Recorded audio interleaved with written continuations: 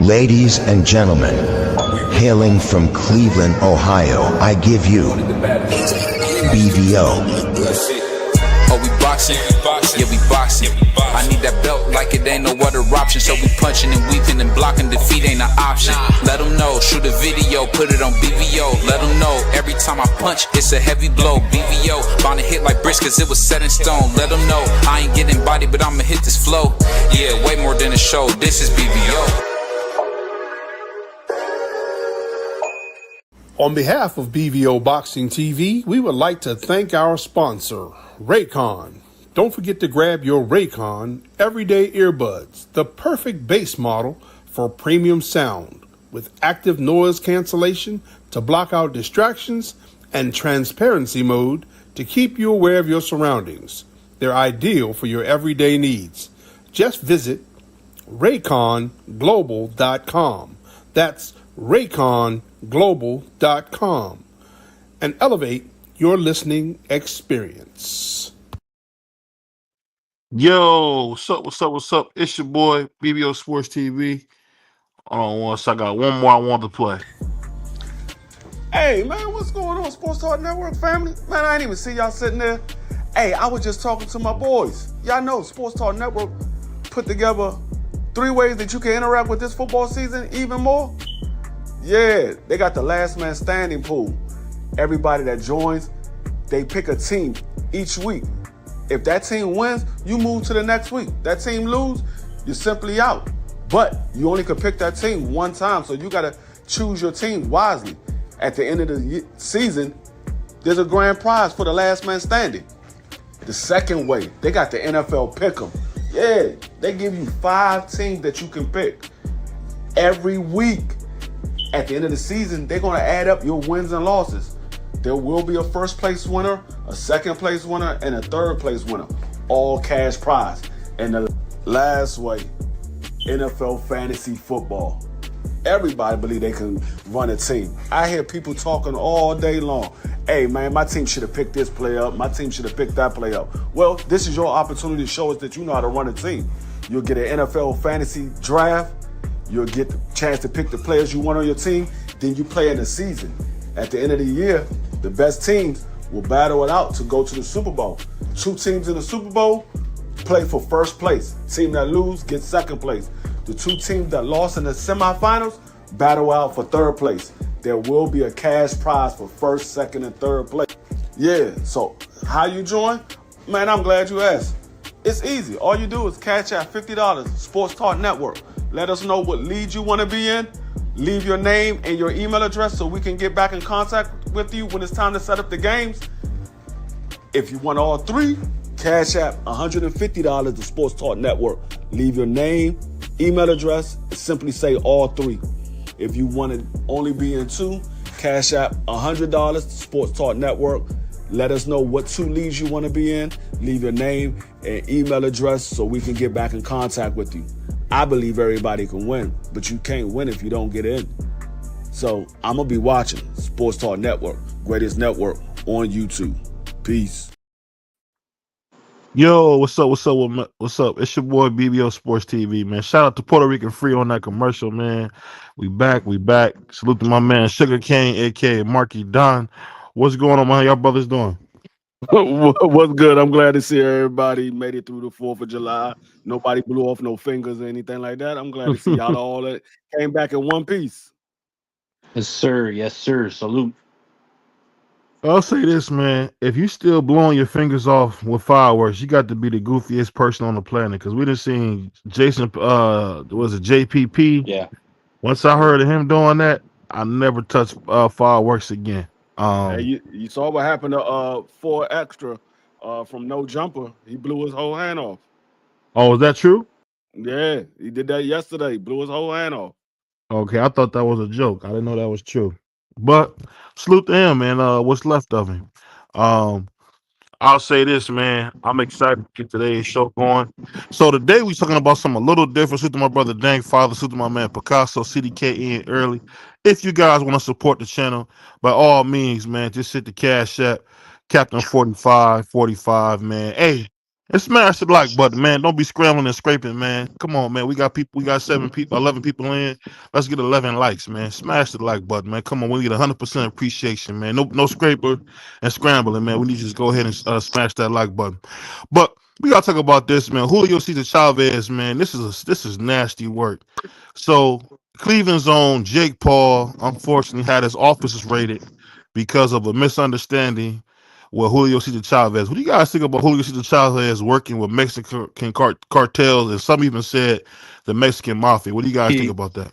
well, first off, BVO, you have to say allegedly because it's Allegedly. been no, he hasn't been convicted in a court of law. So that's just so right from what I heard, he came last year, Blessings, Joy. 20. Yeah. So, salute to everybody in the chat. Thank you for coming through. Smash the like button, like BVO said. But he came to the country last year with a B2 tourist visa. Then it expired and he overstayed it, and he tried to apply for permanent lawful residency, but I think he was denied. Then December 2024, he was let back in, even though DHS flagged him as somebody who could be what's the word I'm looking for, a public free will probably know the designation for it, but I'm drawing a blank on it right now. But anyways, then obviously you and Free and everybody else know Trump's policy. If you are here illegally or unlawfully, or if you have any type of criminal case going on in another country, they are going to go through the process of getting you up out of here. And from what I heard, they have Chavez on expedited removal for because there's a warrant out there in Mexico claiming that he's involved in some financial arrangements with some Sinaloa cartel members. So I don't know if that's the case. And I mean, again, that the way how he was let into the country back in December of 2024, that was supposed to be a temporary thing. So I ain't got no problem with them getting him up out of here at all whatsoever. I mean, what does Chavez Jr. really bring of value to the United States of America? You know what I'm saying? Like all he's known for really his whole career is being a drug cheat, being a drug addict. I mean, not showing up, embarrassing his father, embarrassing Mexican, identity. I mean, yeah, they could have that one back. I ain't got no problem with that. Yeah, when it comes to Chavez Jr., um, it's not surprising. I mean, we know he's been caught up with drugs before, but I mean, it's allegedly that he's in connects with the Mexican cartel. But it is a warrant for his arrest in Mexico. So being though that he has a warrant, he was deported back to his country because he gotta have his day in court with his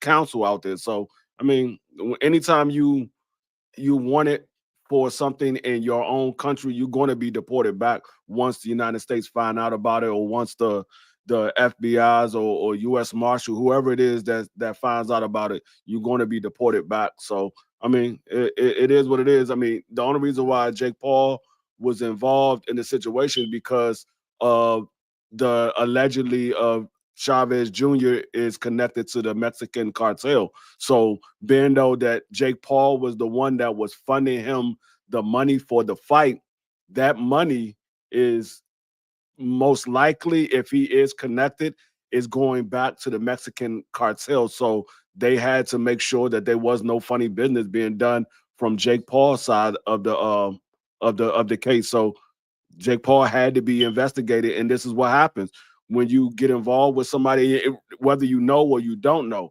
If you're involved with somebody that's under investigation, especially with that type of level of an investigation dealing with the Mexican cartel, you're going to get raided. I mean, he lucky it was just his office and it wasn't his home. I mean, you're going to get raided. They're gonna run in and find out what's going on. What part of the situation do you have to do with it? So I mean, unfortunately, he got caught up in something that he had nothing to do with. But I mean, like I said, luckily he didn't have anything to do with it because he'll be going down too if you did. Well, So what up? So wait a minute, Free. Jake Paul. Hold on 1 second. Shout out to Jake Paul and his team. The U.S. Marshals have made it clear that Jake Paul in no way is connected to any criminal wrongdoing. I believe this was just a procedure they had to do because he wired Julio César Chávez $15 million cash. That's why this happened. Wait, so wait a minute, They real quick, raided his Marcus. office, BVO? So, yeah, I'm asking. They raided Chavez? No, missing. No, They raided Jake. I mean, I'm sorry, Paul. Jake Paul is what I meant. They raided Jake Paul? Yeah, they raided Jake Paul's office in Cleveland. Dang. Yeah, because he fought the boy. He was they was just checking him out to make sure he ain't had no links to the bull. Yeah, he was just trying to make money off fighting. And Jake Paul. Yeah, hold on. Let me explain it for you a little better. Basically, Jake Paul has an office downtown Cleveland, and the U.S. Marshals went in and took a couple of computers, and they're saying that he in no way is involved in any criminal charges or he's not being charged. I guess this was a precaution. So Jake Paul is free and clear. And that's where Free got off saying what he was saying about, when you connect it, when you do business like that, because there was a money wiring. So that's what led for the feds to run down. Okay, makes sense. Yeah, you send somebody $15 million, man. They want to know what's going on. Salute, brother GD. Salute, TD. GD, TD. Salute to y'all. But I'll just say this, man. I'm just glad that Jake Paul is free of any wrongdoing, because I just thought it was just ridiculous that they would even waste time raiding a legitimate businessman's office like Jake Paul. I thought that was sick from the government. That was probably one time I could say I was embarrassed of our great country to go into a Cleveland office building and raid a man from Cleveland who's done how much he wired him. How much money did Jake wire him? That's what it came from, like Free. That makes sense. I mean, BVO, they're literally dragging people off of work sites and dragging people from steel sheet unions and stuff like that. Like they're doing that every single day. Like, why is it okay? Because Jake Paul is a wealthy landowning white man. Is that what you're telling me? No, Jake Paul. No, hold up, Marky. Hold up. That's crazy. One thing don't have nothing to do with the next. You can't say that they shouldn't have did it. They don't know what Jake Paul's involvement is. That's the reason why they came in and they did Check what they them out. did. They have to do their due diligence. Once they clear him, then everything will be set straight. But until they find out what his involvement is, they're gonna take him down the same way they would take down anybody else that they believe is involved. That's what they do. He has zero involvement, Free. That's the thing. He has zero involvement. That's the thing. Yeah. It doesn't matter. But how many of those? Go ahead. He wired the man money, and the man is allegedly connected to the Mexican cartel. If this man wired him money, they want to know why you wired this man, especially the amount of money he wired them. They want to know why you wired this man. Do you know the amount, D Free? By any chance? I don't know the exact amount. I know he wired them money. And the thing is, when you wiring somebody money and they're connected or allegedly connected to a drug cartel, they're gonna want to know what's going on, and they're gonna bring you in. They're gonna bring you in. They're gonna bring all your evidence, all the stuff that you have in your office or your home, wherever they catch you at. If they get you at your office, they're gonna bring everything that you got in your office. They're gonna bring it in and investigate everything. If they catch you at your home, was that free? Was that fair, Free? Huh? Was that fair, Free? Yes, it's fair. Yes, it's fair. Yeah. It's lawful. Jake Paul is an upstanding businessman. That's what I'm saying. If they get a warrant to take his computer, they don't know that he's an upstanding businessman. They don't know he's an upstanding businessman. They don't know nothing about Jake Paul until they investigate. You're missing what I'm saying, Free. Downtown Cleveland, where his office is, they had FBI jackets running to his office. Matter. No, it could be in the suburbs next to the White House. It don't matter where it was at. You acted like he went in there and they assaulted somebody and they arrested him and they're currently they just went in there with a warrant for his computers. Like, what's wrong? Like, what's the injustice here that you crying about? The injustice is you can't run into somebody's business and take computers out of there. All the time. Yeah, you can. What are you talking about? They got a warrant. Yes, they can. The judge signed off. Wait a minute, man. Wait a minute. Hold on, man. And shout out to my family on the panel, man. Shout out to everybody. Give me my drop, man. Give me my drop. My man Varnell. As soon as Dub come up here, his mouth. I do it for the children.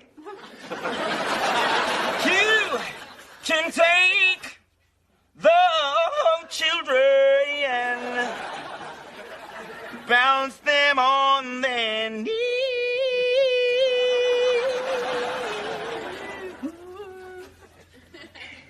Bounce them on the knee and then sing a melody.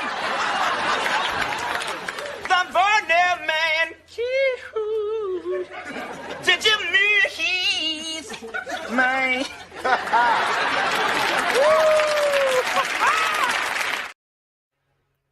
First things first, man. First things first. You out of order. You out of order because lawfully speaking, and if anybody can speak to this, I heard my brother Free speaking on this. If anybody can speak to it, he can speak to it. Being former law enforcement, you know what I'm saying? Still obtaining and upholding the law right now. So I think if anybody can speak to it, Free can. The second thing I'll say is that it ain't like they arrested the man. They came in and they said, well, you had dealings with somebody that is out of order. Somebody that's accused, and you innocent until proven guilty, in my personal opinion.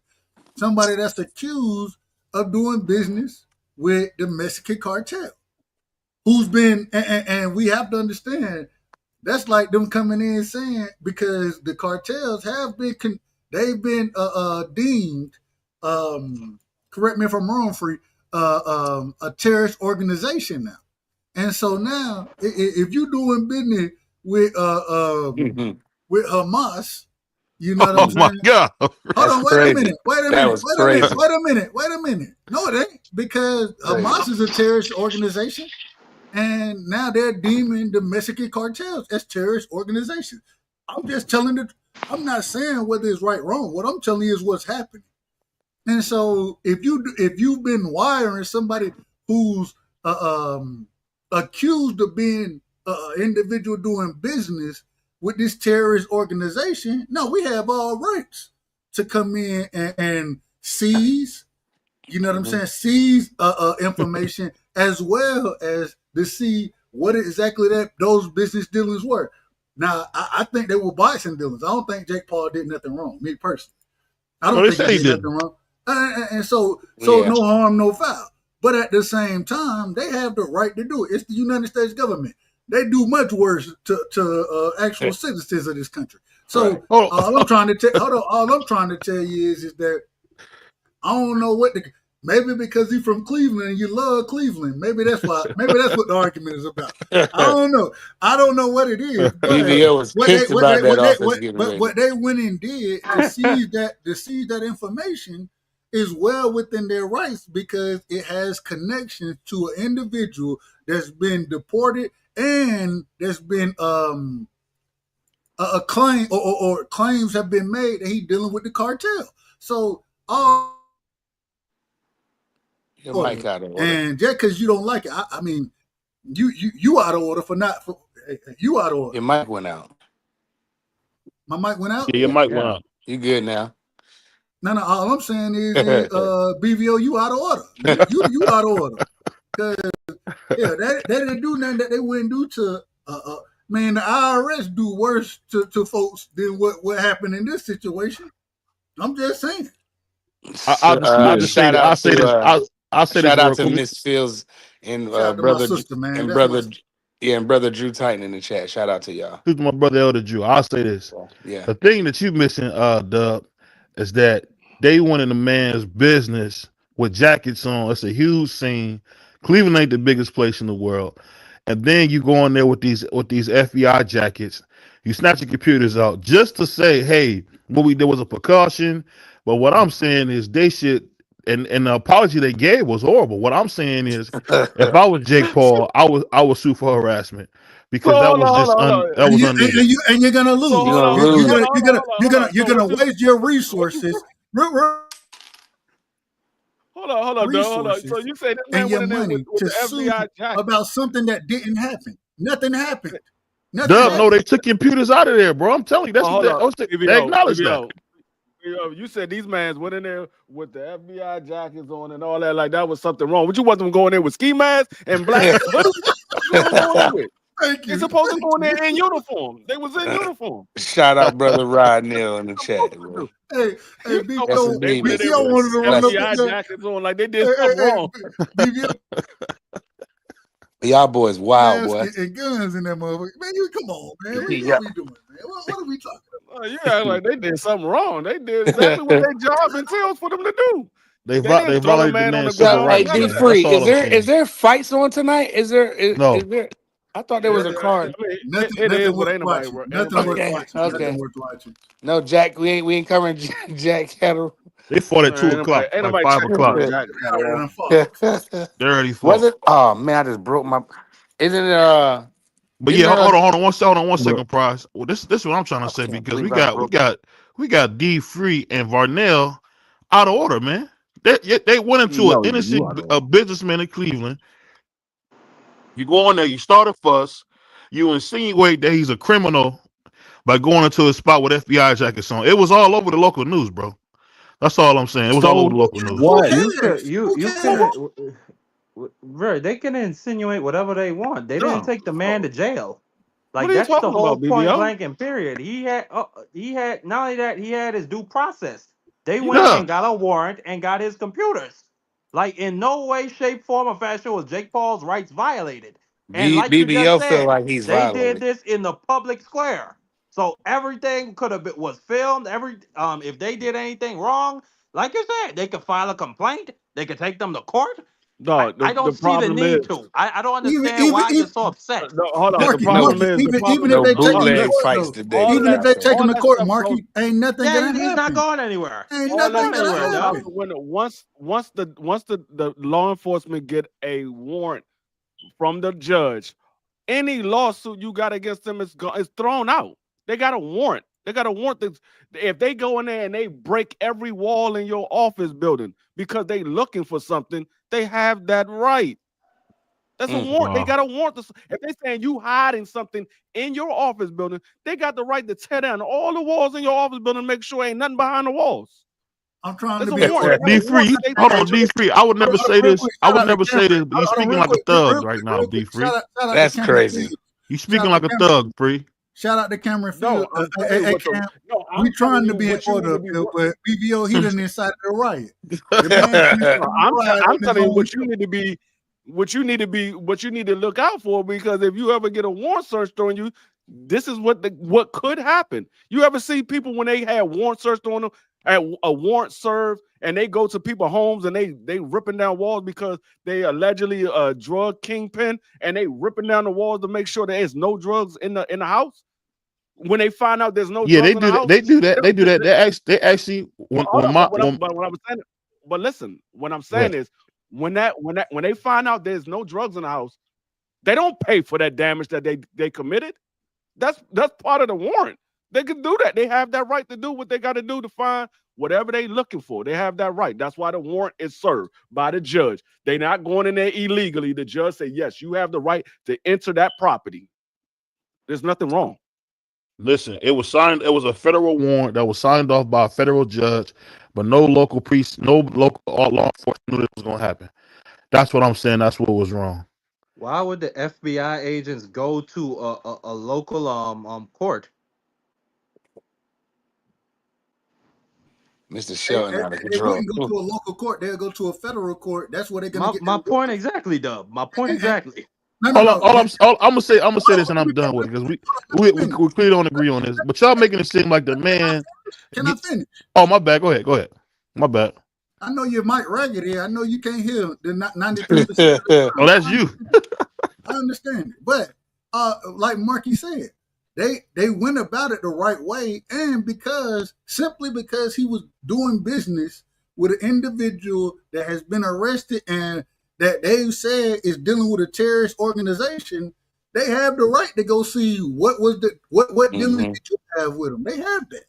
Now, I don't necessarily have to agree with it, but that's the law. I mean, I don't see the outrage that you had for the law enforcement when they took the investigation on Top Rank because they were dealing with Tom Kinahan. I was just about to bring that up, Free. Yeah, Kinahan. When they were dealing with Tyson Fury and Kinahan, they investigated. They're being investigated.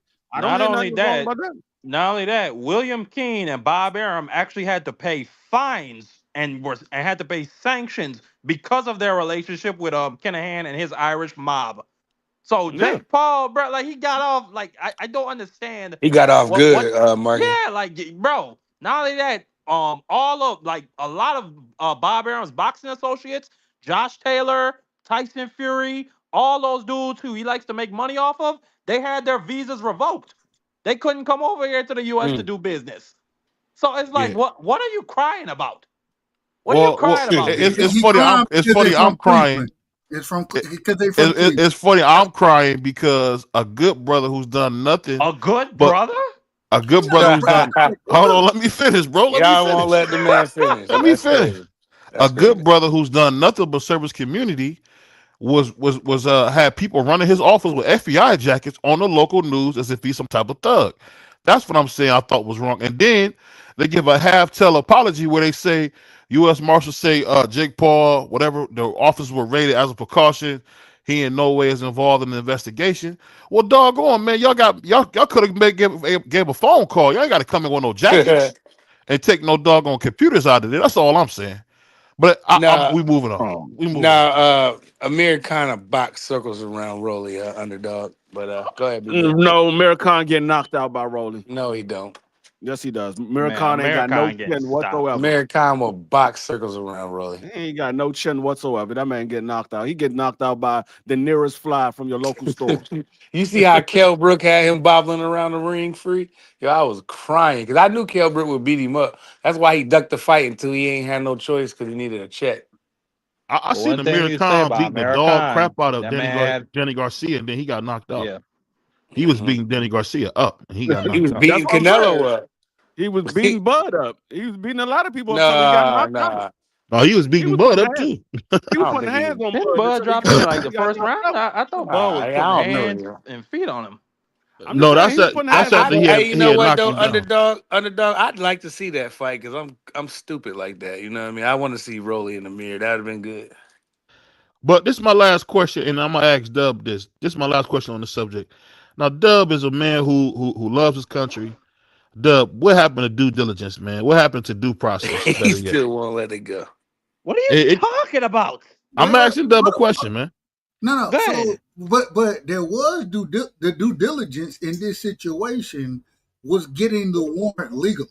That was the due diligence.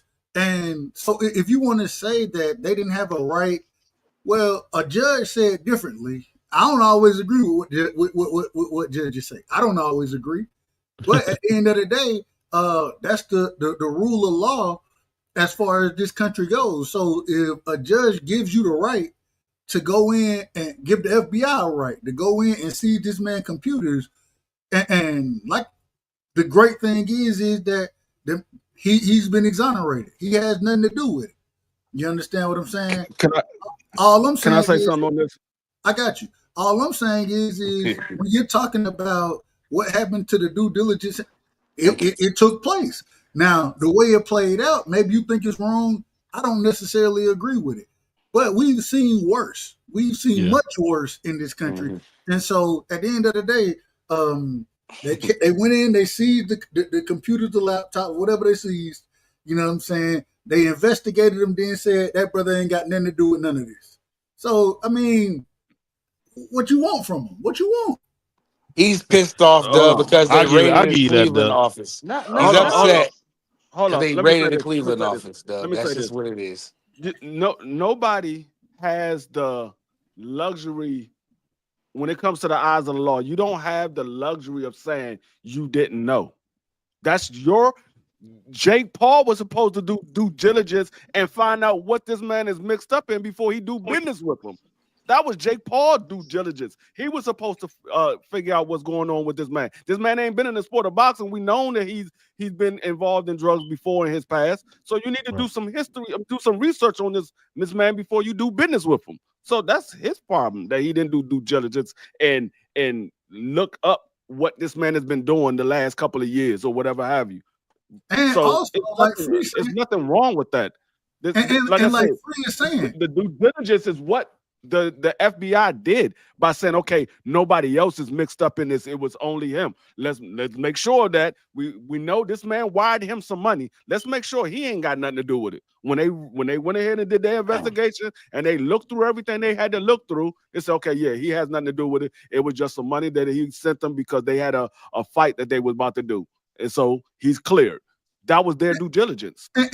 And what Free is saying is absolutely correct, because and I say this respectfully, because I don't know. Hey, I don't know what Chavez Jr. got going on. I don't know. But when they sit here and say that he is dealing with the cartels, and the cartels have been labeled a terrorist group, then they're literally saying this man is dealing with terrorists. That's what they're saying. And now you're doing business with somebody who's dealing with terrorists. Anybody in the United States that get caught doing business with whatever terrorist group it is, they're gonna be investigated. Now you may not have known all of that, but that goes, like Free said, into the due diligence of it, and that's why you make those. You go and seize those laptops and computers so you can make sure that there was no nefarious dealings going on. So if anything, Jake Paul should have been the one being like, man, you know what? I see you got this right here, kind of swirling around right now. We can't make this fight happen. Hey, you go do your thing. I'll find somebody else to fight. That's what should have happened. And shout out to Miss Fields. She's like, thought of y'all while in our conversation. I was dispatched from work and go and provide on-site therapy for those who are affected by the mass, the thing that happened in VA last night. And I just appreciate. I just wanted to say I appreciate your services. Man, hey, keep doing a hell of a job. Yeah, thank you for your service, Keep Queen. doing a hell of a job. I just wanted to acknowledge that, and everybody in the chat. That I acknowledge that sister in the chat, please. I didn't even know that happened in the. Me neither. This is the first I'm hearing it. Y'all didn't see it. Man, you got the flood. Y'all live up there. I seen it. I don't live in VA. I live in DC. I live in Maryland, but I'm in DC. All of it's the same to me. All of it's it ain't though. It ain't though. It's the DMV area, man. It's the DMV. Listen, no, it's not the DMV area, Dub. You're not from here, so you wouldn't know. Okay. DMV is only the metro system. It's only the metro system. If you're not a part of the metro system, you're not part of the DMV. So depending on where it's at in VA, I might not see the news on that. Yeah. So it all depends on where it's at. And all I want to do is again acknowledge and just say, Miss Fields, I really appreciate your services. I have to look into what happened in Virginia. I don't even know, but reading your comment, that's horrible. And I appreciate your services, and everybody in the chat does as well, I'm sure. And if y'all didn't see it, man, we had Sister Fields. We had her on this past week, and man, a hell of a conversation. Very brilliant. You know what I'm saying? Y'all make sure y'all go check that out. So that was a good one. Y'all make sure y'all go check it out. I know that, Miss Fields. We know that. We from this area. We know that. Yeah, see, you know they go. You can't say that, Doug. You can't say that. You know what I mean? I stand corrected. I was wrong. I'm wrong. I ain't no problem. Not part of the metro system in the DC area, the DC metropolitan area. You're not part of the DMV. Yeah, man, I just I look at it. We don't know, bro. Y'all look at it. That's why Baltimore not part of the DMV. That's the reason why I consider Baltimore. I consider Baltimore. I mean, literally where I'm at right now in Maryland, I'm not considered part of the DMV because of where I live at right now in Maryland. The good part, because you live in the good part, Free. That's why I'm in Glen Burnie. Glen Burnie is not considered the DMV. Oh dang, Free, you ain't that far from me, brother. The only parts of Maryland that's considered the DMV is Montgomery County and Prince George's County. If you're not part of those counties, you're not part of the DMV. Hey, Free, look, when I came to DC, right? DC, you would consider DC a part of the DMV, correct? Yeah, DC is the heart of the How about that's DMV. the All right. heart? So when I flew into DC, I flew into Baltimore. What is it? BMI something. BWI. BWI. Thank you. That's where I flew into, and it was a hop, skip, and a jump away from me being in DC. So I always consider it the same, but at the same time, like I would agree with you. I don't know it like you know it, so I apologize. I'm literally right where you got off the plane at. I'm literally 5 minutes from there. Like I literally ride around the corner. And I'm at BWI Airport. I'm literally I see the planes fly over my house every day. Every day. So once, like I said, that's why I say I'm out of order, and I ain't got no problem saying I'm wrong. I just when y'all talk about the DMV area, Baltimore, Maryland, Virginia, all that shit run together in my mind. You know what I'm saying? So, Baltimore is not part of the DMV. Y'all done been around me long enough. I ain't the smartest individual anyway. Norfolk not part of the DMV. They like where Keyshawn is from. They not part of the DMV. That's Norfolk, Virginia. That's 2.5 hours away. That's that rivalry. Cause they feel like they from there. Some of them. But let me say this real quick, man. I think what Ms. Fields brought was a good conversation. Speaking about what's going on with Chavez, one thing that kind of got me is if this was a black person that did this, he would be getting vilified. But it's kind of funny how because of Julio César Chávez Jr., everybody's like, "Oh, it's no big deal." But this dude was a full-fledged criminal, man, and it's like nobody have a problem with that. You know what I mean? It's just crazy. What are you talking about? He got picked up and they're deporting him. What do you mean? Nobody got a problem with him. What are you talking about? You're just trying to create narratives like in real time as we talking to you. We don't even know if the charges against him, like I done heard about him dealing in certain things with the. I done heard that before in the past, though. First of all, I just don't have any. Hold on, Monkey. No, yeah, go ahead. Finish up, though. Go ahead. All I'm saying is I don't have any proof of it yet. So when the proof come out and those type of things and it's shown, then I'll change my stance. But I don't know what the man is dealing in. I don't. Let me say this. Let me say this real quick. I mean, Chavez Jr., nobody was really checking for this guy. He hasn't been in the sport of boxing in I don't know how long. He wouldn't even be a topic if Jake Paul didn't go pull this man out of the gutter to get in the ring. He wouldn't be part of this topic. He said the gutter. This is the reason why he's part of the topic is because Jake Paul went and he ain't lying. He ain't lying. Free ain't lying. Free ain't lying. To pull him out of. That's the reason why he's part of this topic. We would have never known any of this if Jake Paul didn't bring him in the ring. We wouldn't have known about the ties to the Mexican cartel case that he got going on or none of that. We wouldn't know because wasn't nobody thinking about anything about Cesar Chavez Jr. Wasn't nobody thinking about him. Let me ask you a question, man. He bought himself in a light, D-Free. He should have stayed laying low instead of messing with Jake. What do you guys think about? What do you guys think about? Because I couldn't mark you on. Oh, go ahead. Yeah, no, I was just saying. He's saying if this was somebody black, or I don't even know what point you were trying to make, BVO, but comparing Chavez's situation to somebody black. Like I really just don't know what you were trying to do there. Go ahead. No, go ahead. No, what I was saying, moving on is I thought that was funny that Freak said pulled him out of the gutter. But I'll say this, man. I think the thing that's being missed is this, man. You got people who talk bad about certain fighters day and night, but they have nothing to say. I'm just saying the coverage around this Julio César Chávez thing has not been big. It's not been big. No one's keeping up with it. I think it's sickening to me. Why are people not? But what do you want them to do? Do you want them to dance on the man's grave? No, BVO wants him to be crucified. I wanted to be. Go ahead. Hold on, man. And see, turncoats like you, Marky, make it hard for blacks because you won't even call out what you see, bro. You up here defending a land-owning white man who had his rights observed in court. You're up here crying about a Mexican getting deported. Like I don't know what you're talking about. How am I crying about Jake?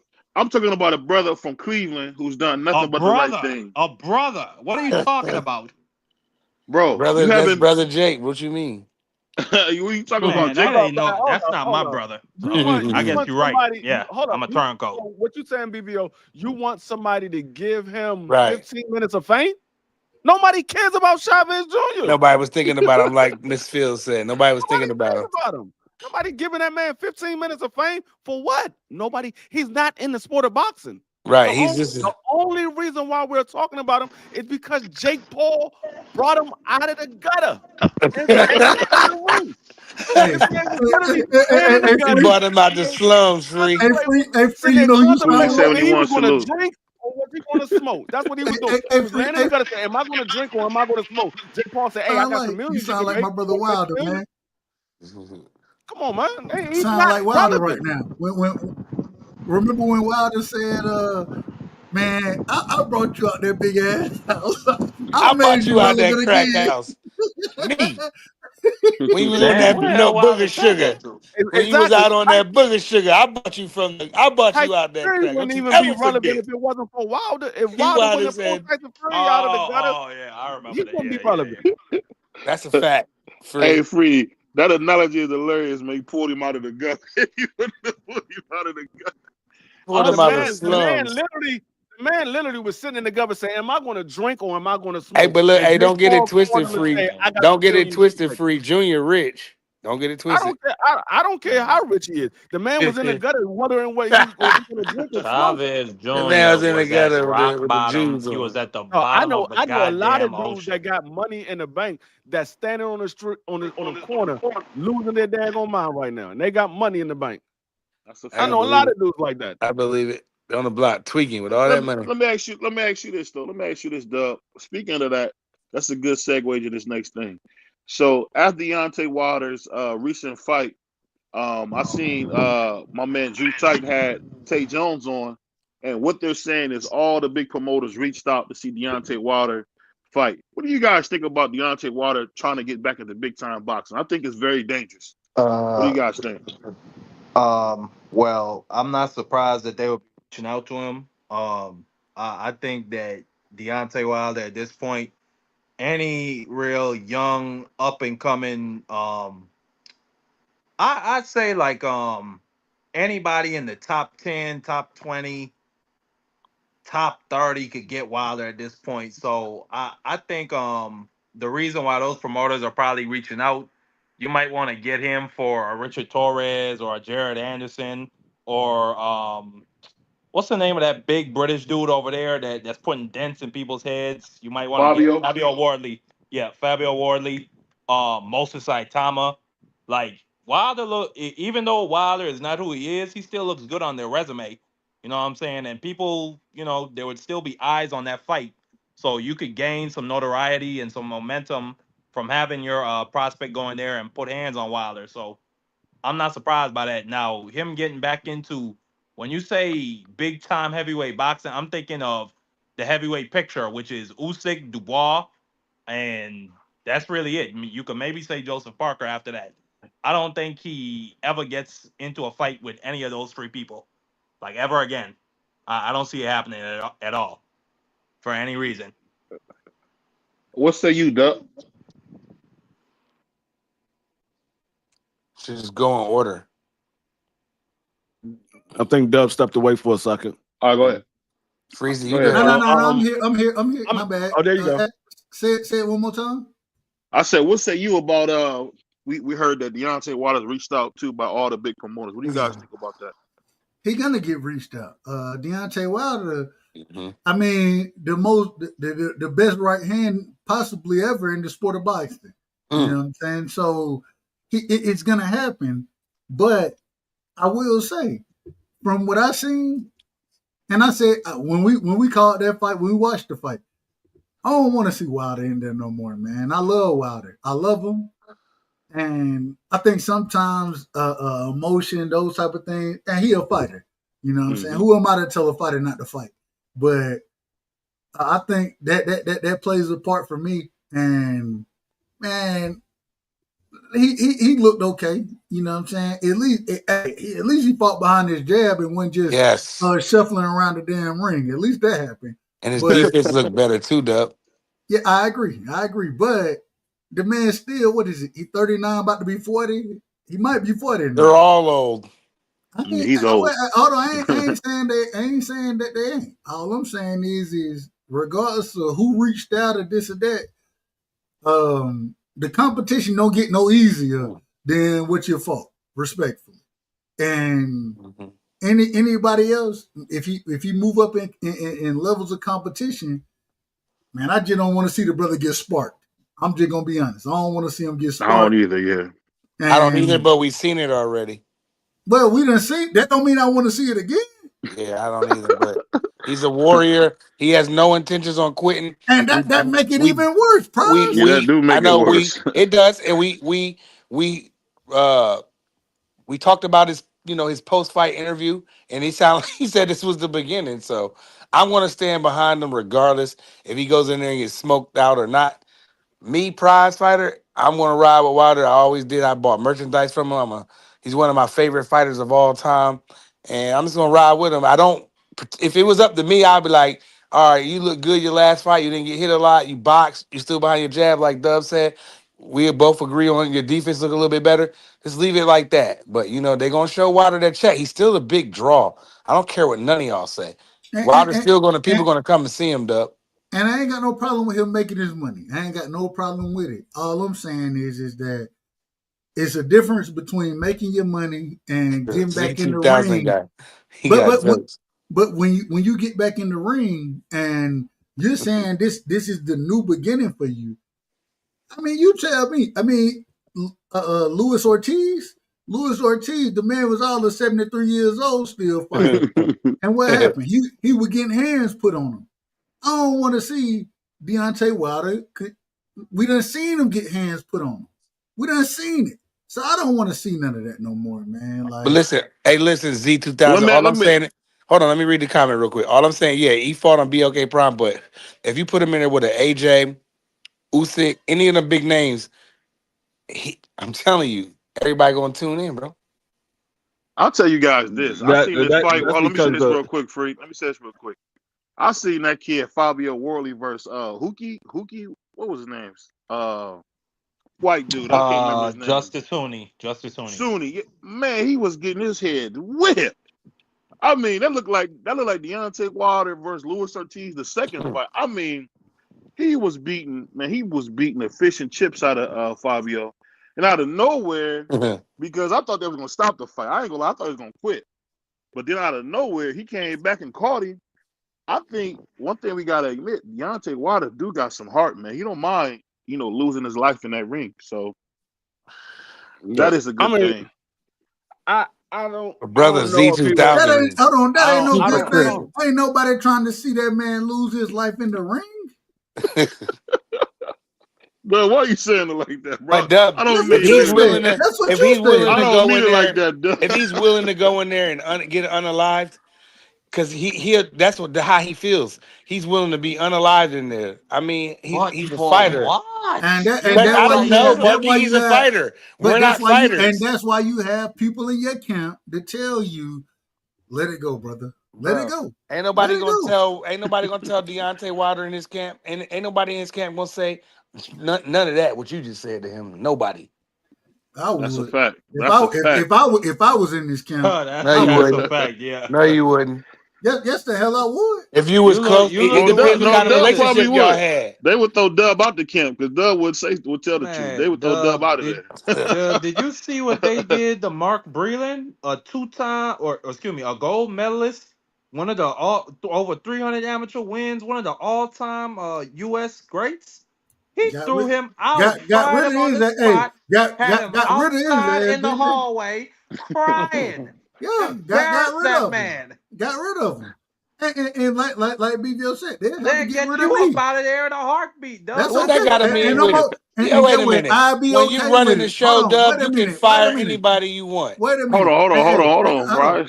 That's fine. They can get me up out of there. I ain't got no problem with it. All I'm trying to tell you is one thing that everybody will know is that I'm not here for the check. You know what I'm saying? I rock with Deontay. Yeah. I rock with that brother. You know what I'm saying? I love that brother. Yeah. Shout out to Alabama. Man, in my personal opinion, anything that I tell you, it ain't about me making money off of you. It's about me telling you that, hey, bro, I ain't trying to see you go in there and get hurt. I ain't trying to see that. I love you too much. You know what I'm saying? And I've been a huge fan of Deontay Wilder since I first seen Deontay Wilder. Always been a fan. Always will be a fan. At the same time, as a fan, I can tell you, brother, let it go. Let it go. It's over. It's over. It's okay. Yeah, they throw you out of there, Free. That's the problem. They throw you out of there, Dub. Like, yeah, and I'm okay with it. I'm okay with it. I'm okay with it. Guys like Malik Scott. Malik Scott is just there for a check. You see, he got Wilder doing 360-degree spins, practicing. Man, I can say, well, it's my opinion. I can say whatever the hell I goddamn feel. Respectfully, Prize. That man had. Hey, that brother, you can't talk like that, brother. Slow down. Shut his mic off. Come back, man. But you talking too crazy, man. Go ahead. So that's what we doing now. Okay, it's okay. Good. It's a joke, man. Go ahead. Scott now. Oh my no, God. The way you was going off, man. You was going the way crazy. You cussed me out. The way BVO was talking about, man. I've been. He didn't say nothing crazy. He didn't say nothing crazy. BVO don't want no cussing words. Defending land man, on BVO come over to my channel and start cussing immediately.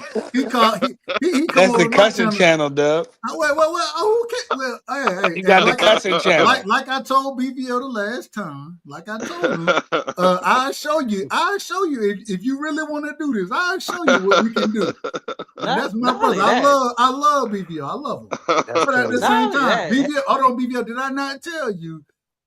If we're going to do that, I can show you how to do it. Did I not say that? Crazy. Oh, yeah, you said that. When I was cussing brothers out over there, you did say that. That's the cussing channel. Well, all I'm saying is, though, at the end of the day, man, I'm not here.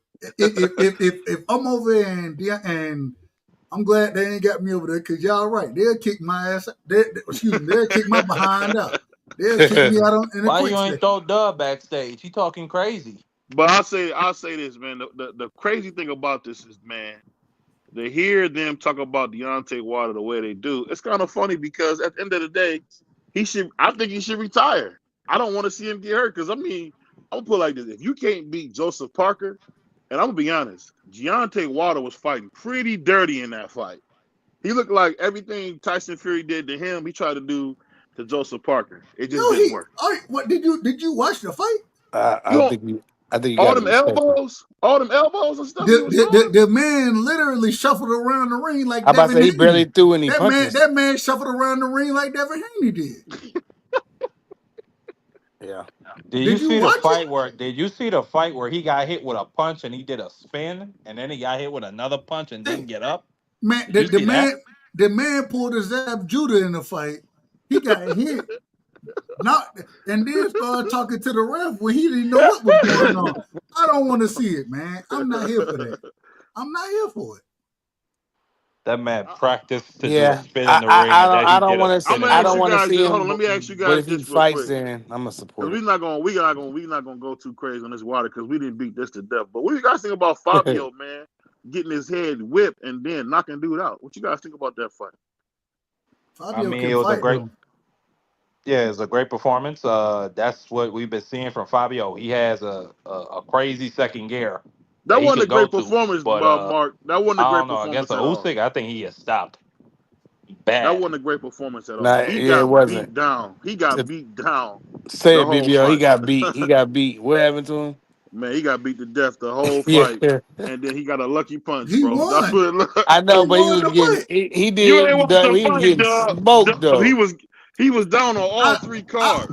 I seen him getting beat up, but at the same time, it's the heavyweight division. In the heavyweight division, it's a little different. One punch changed the game. Everything. The whole game. And that's what he did. That's exactly what he did. He landed that one punch. But whatever. Y'all know boxing. He's still getting smoked though. Y'all know boxing like I know boxing. Y'all know it like I know it. And it's one thing if you in the lightweight division getting hands and feet put on you. I mean, you may possibly land a punch. It ain't likely in the lightweight division. In the heavyweight division, Man, one punch changed the entire fight a lot of times. The whole landscape. When I look at what happened to even Jared Big Baby Anderson against Bacole, Big Baby Anderson, he was winning the fight, and then he got clipped. And what happened?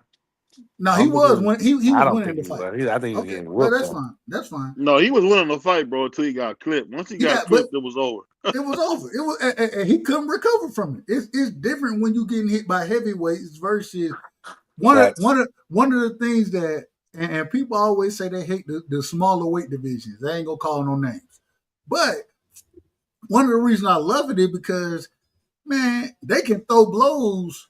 Man, they'll throw 50, 60 punches each in a round and clip each other multiple times, but it ain't nothing behind it like that.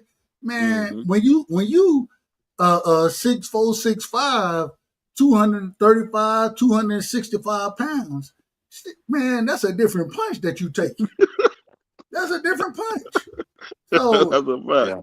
It's just different in the heavyweight division. It's big different. One punch should change the whole landscape. One nice right hand, a nice left hook, anything can change the game. A body shot.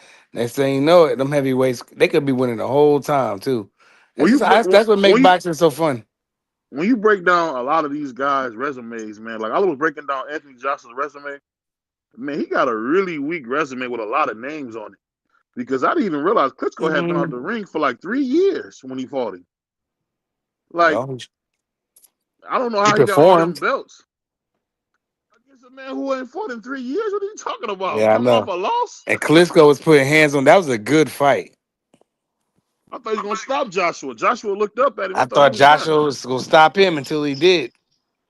I mean, you can say the same thing about Tyson Fury and Deontay Wilder. They don't really have too many names on their resume. All Tyson Fury got is Klitschko, Wilder, and Usyk. All AJ got is Usyk, everybody, Dubois, Klitschko, Parker, AJ. He got Prince Andy Charles. Ruiz, Joseph Parker.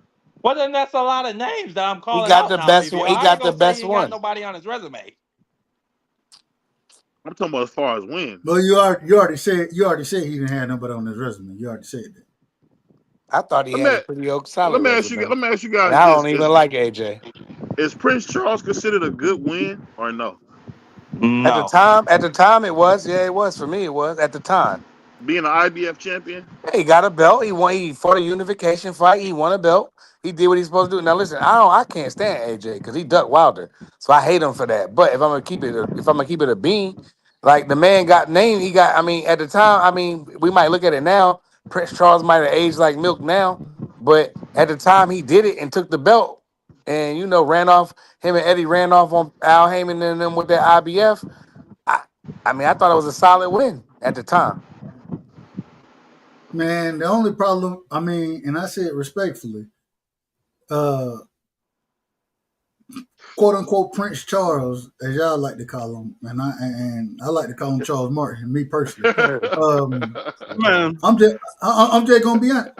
I mean, the man, he lost to Big Baby. He lost to Louis Ortiz.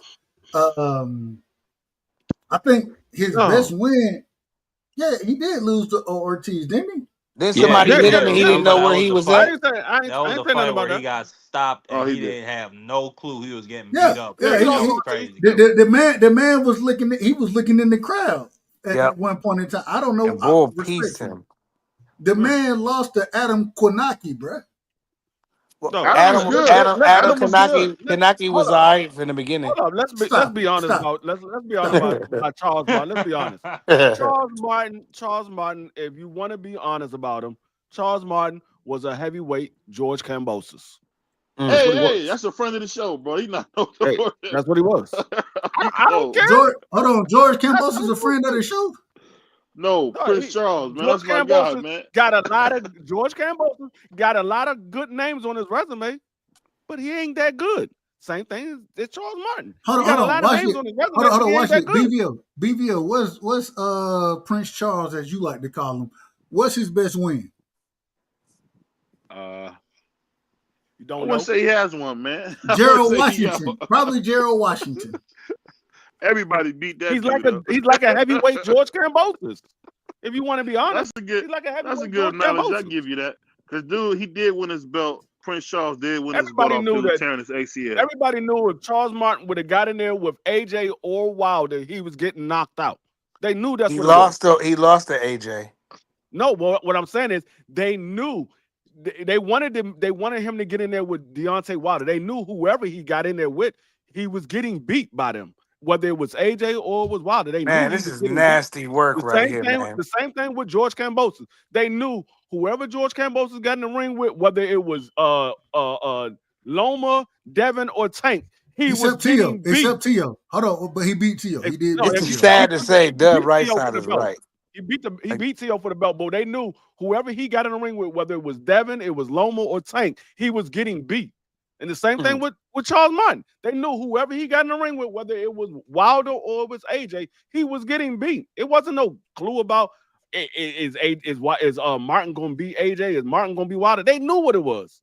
They knew he was Dub getting right beat. side, you're 100% right. Looking at his resume, his best win is Gerald Washington, which is crazy because he got some hard names on here.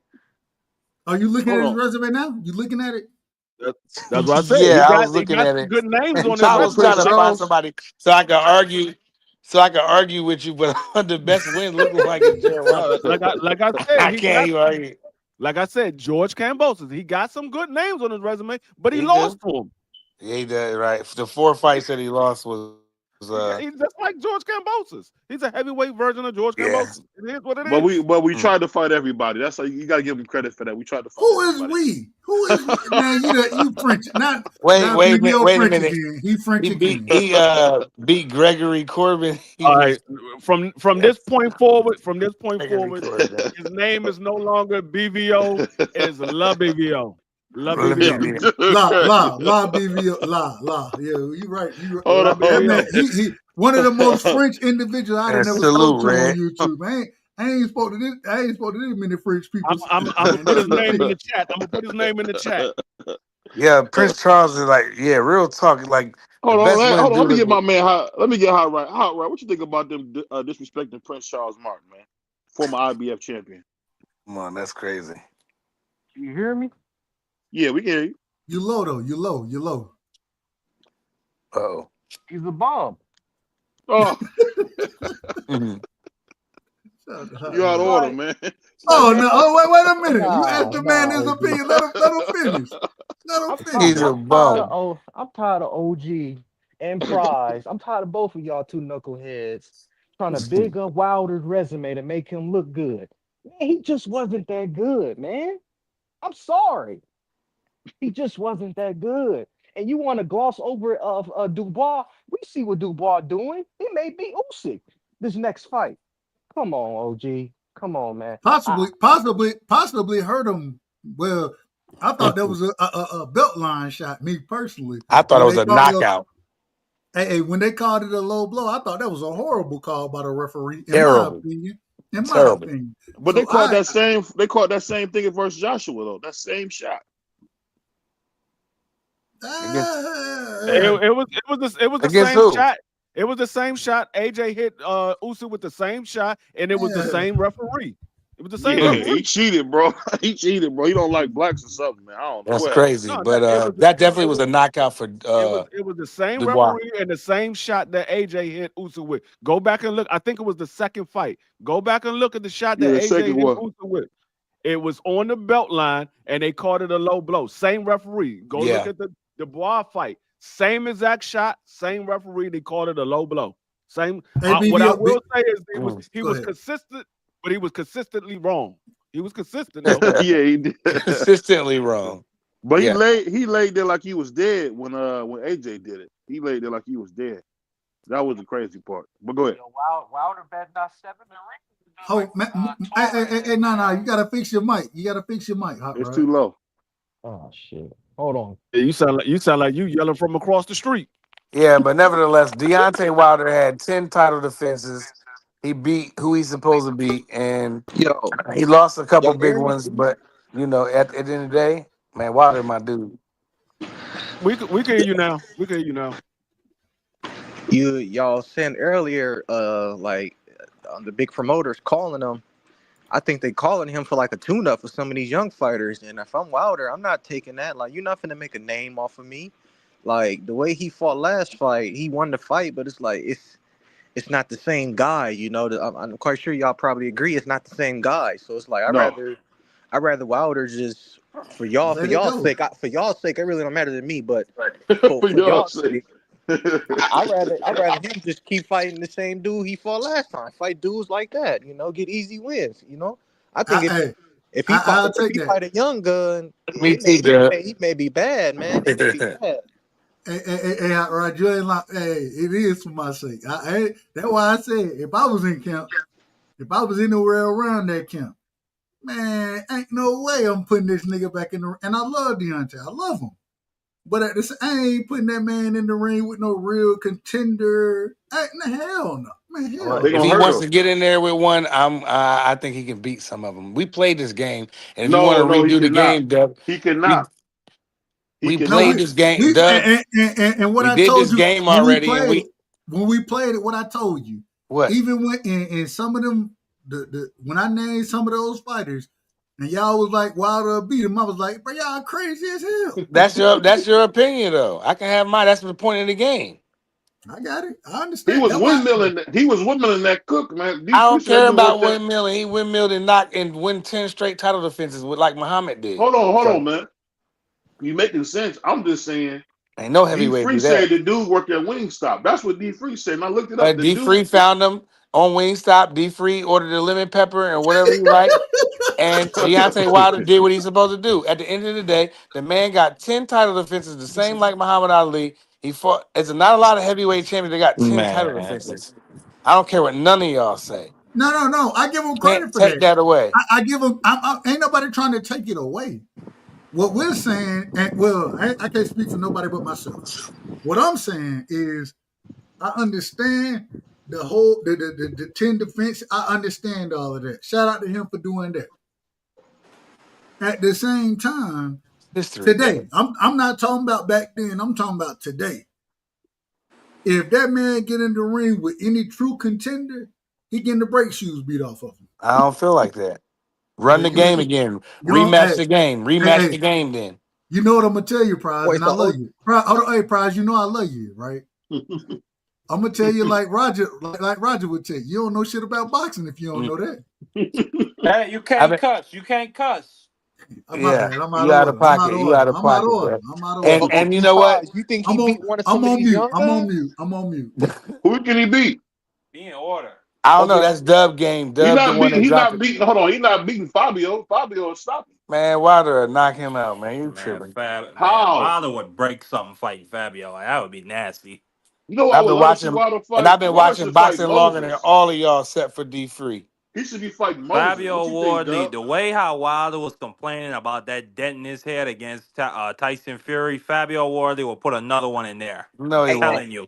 Stay away from Fabio was just getting his behind whooped. BVO, what happened to him earlier? Against a dude who could really box, Prize. Wilder cannot box. Fight for Wilder. What are we talking about? I got to fight for Wilder. All right, who? Michael Hunter. He'll knock Hunter out. Exactly. That's what you want to see. He'll get stopped, bro. Didn't Hunter beat Zilly Zane? I don't care what Michael Hunter did, but he'll get knocked out today. He been inactive, OG, so I think that's a good fight. Maybe he could fight. Maybe we could have Wilder versus Malik Scott too. I don't know. Wait a minute. I think Wilder might be able to beat Michael Hunter. I think he might be able to beat Michael Hunter. Wait a minute. I don't think he would knock Hunter out or box him for 12 rounds. Wait. Hell no. Michael Hunter did not beat no damn Zilly Zane, man. What are you talking about? I ain't say that, Doug. No, BVO said. Oh, my bad, Bacoli. Hey, y'all don't like Michael Hunter? That's a credible name. Michael Hunter, all right. I rock with him. Michael Hunter. I like Michael Hunter. I rock with him. I think Wilder might be able to beat Michael Hunter. He can't beat Deontay Wilder. I think Wilder be able to beat Michael Hunter. And if Dub bring up them heavyweight names, a lot of them can't beat Wilder. I'm not going to say it's a full-blown conclusion that Wilder win that because Wilder is much older now. He's not the same Wilder. I'm not saying it's a full-blown conclusion that Wilder win that He's fight. a better Wilder. He backs off his jab. I think it's a high probability that Wilder win because Michael Hunter has been out of the ring for a while. He got a long layoff. Wilder is a little more active than Michael Hunter right now. So it's a high probability that Wilder win that fight, but it's not a foregone conclusion that Wilder wins that fight because Michael Hunter is a boxer at heavyweight. He's a younger guy. He's a younger guy. So it's not a foregone conclusion. Man, we like I said, Dub right side. We did this already, and I had Wilder winning a lot of these fights, and so did y'all. I didn't. No, let me say this real quick. No, we didn't. Yes, you did. Let me say this real quick. What do you guys think about Dillian White? What do you think about Dillian White fighting Moses next? That's happening. He out of order. Yeah. He out of order. He about to get melted then. Yeah. No, I like it a lot. And Dub, I mean, they got Moses ranked number 1 in the WBO. So somebody like Dillian White, who is who, despite all the, drug cheating and dirty tests, allegedly. He's a name. He's an established name. It ain't no allegedly. The man, he's a drug cheater. I didn't say allegedly. No, I'm not saying you. BVO said allegedly. Allegedly. The man failed the piss test. That's crazy, BVO. BVO. It's not allegedly. He got suspended for it. Yeah. It's a fact. Not only that, he's a multi-sport and Deontay Wilder, Wilder, he was over there in Dillian White out too. Yeah, he was over there in kickboxing, popping dirty. So this man is a well-established. Dillian White, or are you talking about Big Baby Miller? Both of them. Both of them were over there in kickboxing, both popping of them dirty. are convicted drug cheats. Both of them, multiple times over. Don't flash no cowboy stuff. Why'd you do that? But my whole point, that's a great name for Moses. And Saw that free? Man, don't start that. Don't start that shit, Prime. Saw that free? Hey, the cussing. Wow, man, the cussing. Don't start that. Don't start it tonight. Don't start it tonight, Prize. That's crazy. Don't start it. Don't start man, it. don't nobody care about no boys. Man, why you show that cowboy stuff? What's wrong? Man, what you do that for? Hey, pull up on the NFL show, man. I am. Hey, pull up, I'm definitely. I am. I want to be a part of it. I want to jump on there for a couple times, a couple episodes. I get on your helmet then. Get on your helmet about what? Being a loser? Man, shut your ass Us winning up, championships? What are you talking about? Oh, here we go. The boy suck. Like, I don't know what he's talking about. I didn't mean to change it to football. I just saw the ugly logo pull up. BVO, you gotta forgive me tonight. You gotta forgive me tonight because these country ass niggas out of order. So I'm gonna just have to be out of order with them. I'm gonna have to match the energy. I gotta match the energy. Why you moon us then? What you mean, man? What you mean? You mooned us with that logo. That you mooned us. Man, stop it, man. Go on somewhere, man. And I'm gonna pull up on you on that show because I love Be Free. I love that show because I was moving around, but I do be on the we ain't worried about none of that. Just pull up. I do like the replay. I'm replay game heavy. None of that. Just pull up. I will. I definitely will. I got something to ask y'all. Y'all think that is this a good fight? You know you're my brother. Y'all think this a good fight? Frank Martin making his comeback August 16th against Rancis Bartholomew. Is he really? Yeah. At 140. That's a great fight. That's a super overmatched. I'm not mad at it. Hold on. Wait a minute. I'm not watching that, man. We watch Rancis Bartholomew put hands respectfully on Antoine. We watched that. And then he gassed out one round later and got stopped. I didn't say he didn't. All I said is he put. I don't think that Frank Martin is as good as Antoine is. I think it's a good fight. But BVO's point about it being overmatched, Frank Martin is valid. Like that dude is coming off a long layoff. That's on the undercard of the Lamont Roach and Tank Davis fight. He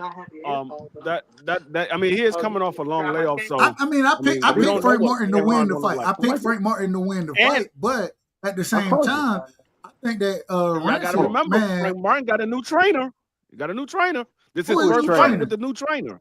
Who is new trainer? He's not with Dirk James no more. He's not with Dirk James. Now? I don't know. I don't know who it is. I don't know who it is. I just know he's not with Dirk James. I just know he's not with Dirk James. So this is his first fight at 140 and his first fight with a new trainer. So he's fighting at a new weight class with a new trainer, and he's coming off a long layoff. So it's not a Free. win. Hey, Free, Antoine, that's your family. You know what I'm saying? Respectfully. I say that respectfully. I seen Rances hurt Antoine. I think if Rances can hurt Antoine, I think that he can definitely hurt Frank. Respectfully. But I do think that Frank I think Frank wins the fight. But I think it's gonna be some adversity in that fight. Francis Bartholomew. How long he been out the ring, Dub? Frank Martin. The last time he fought was when he fought Tank Davis, months. which was last year. April of last year. April of last year. Maybe not 18. Maybe not 18. But that's still a long time, though, Dub. 15 months. A year is a long time, period. I mean, he won't past a year.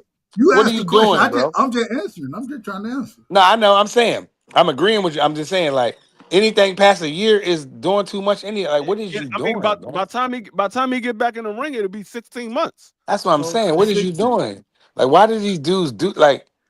I ain't gonna get that. I mean, you gotta remember, like I said, he first of all he came off a knockout loss, so he's already going to be suspended for about 6 months because he got knocked out, and then he had the whole thing with him getting a new trainer because him and Dirk James are not together no more because of the whole Earl thing situation.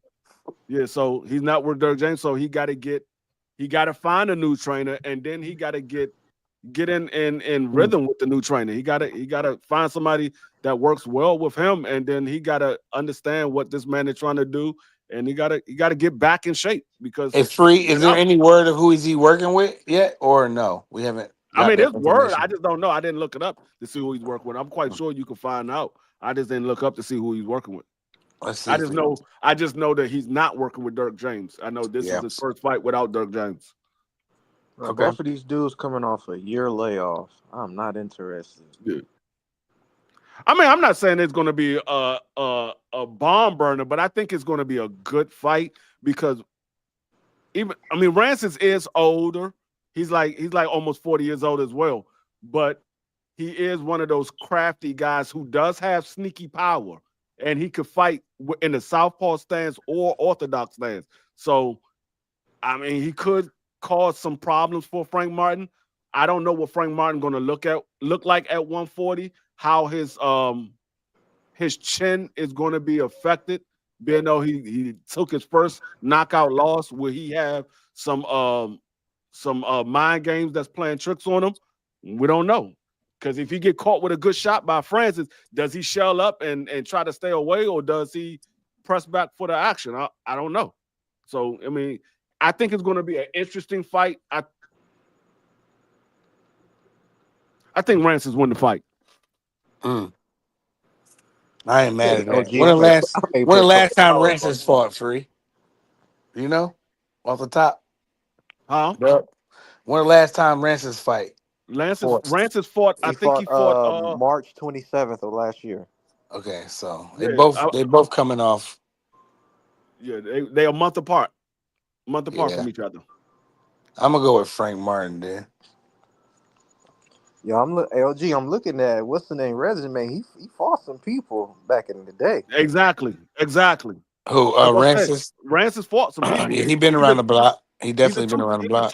He's a two-time champion. He been around the block. Oh yeah, I'm betting on Rances, bro. Martin. I was about to say I think Rances gonna win this fight. I wish we had B3 up here so we can get those odds and that. The reason why I'm gonna tell you the reason why I'm going with Rances, because I go off a strikeout method. Frank Martin been out of the ring over a year. That's 1 strike. Frank Martin moving up to a new weight class. That's 2 strikes. Frank Martin got a new trainer. That's 3 strikes. I'm going with the guy who's familiar with the weight class. They both been out of the ring roughly the same amount of time, so that evens itself out. But he's a fighter that's been at 140, and he's still fighting with the same trainer he's always had. You got a guy that's moving up to 140 and fighting with a new trainer that he's never fought with before. I'm gonna go with Rances. I think Rances is gonna pull it out on points. There's not a lot. I'm trying to find it, but they're still saying Derek James.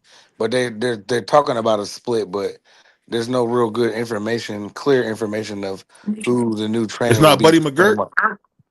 I didn't see that. I'm looking hard too, bro. I didn't see I it. don't know nothing about nobody McGirt.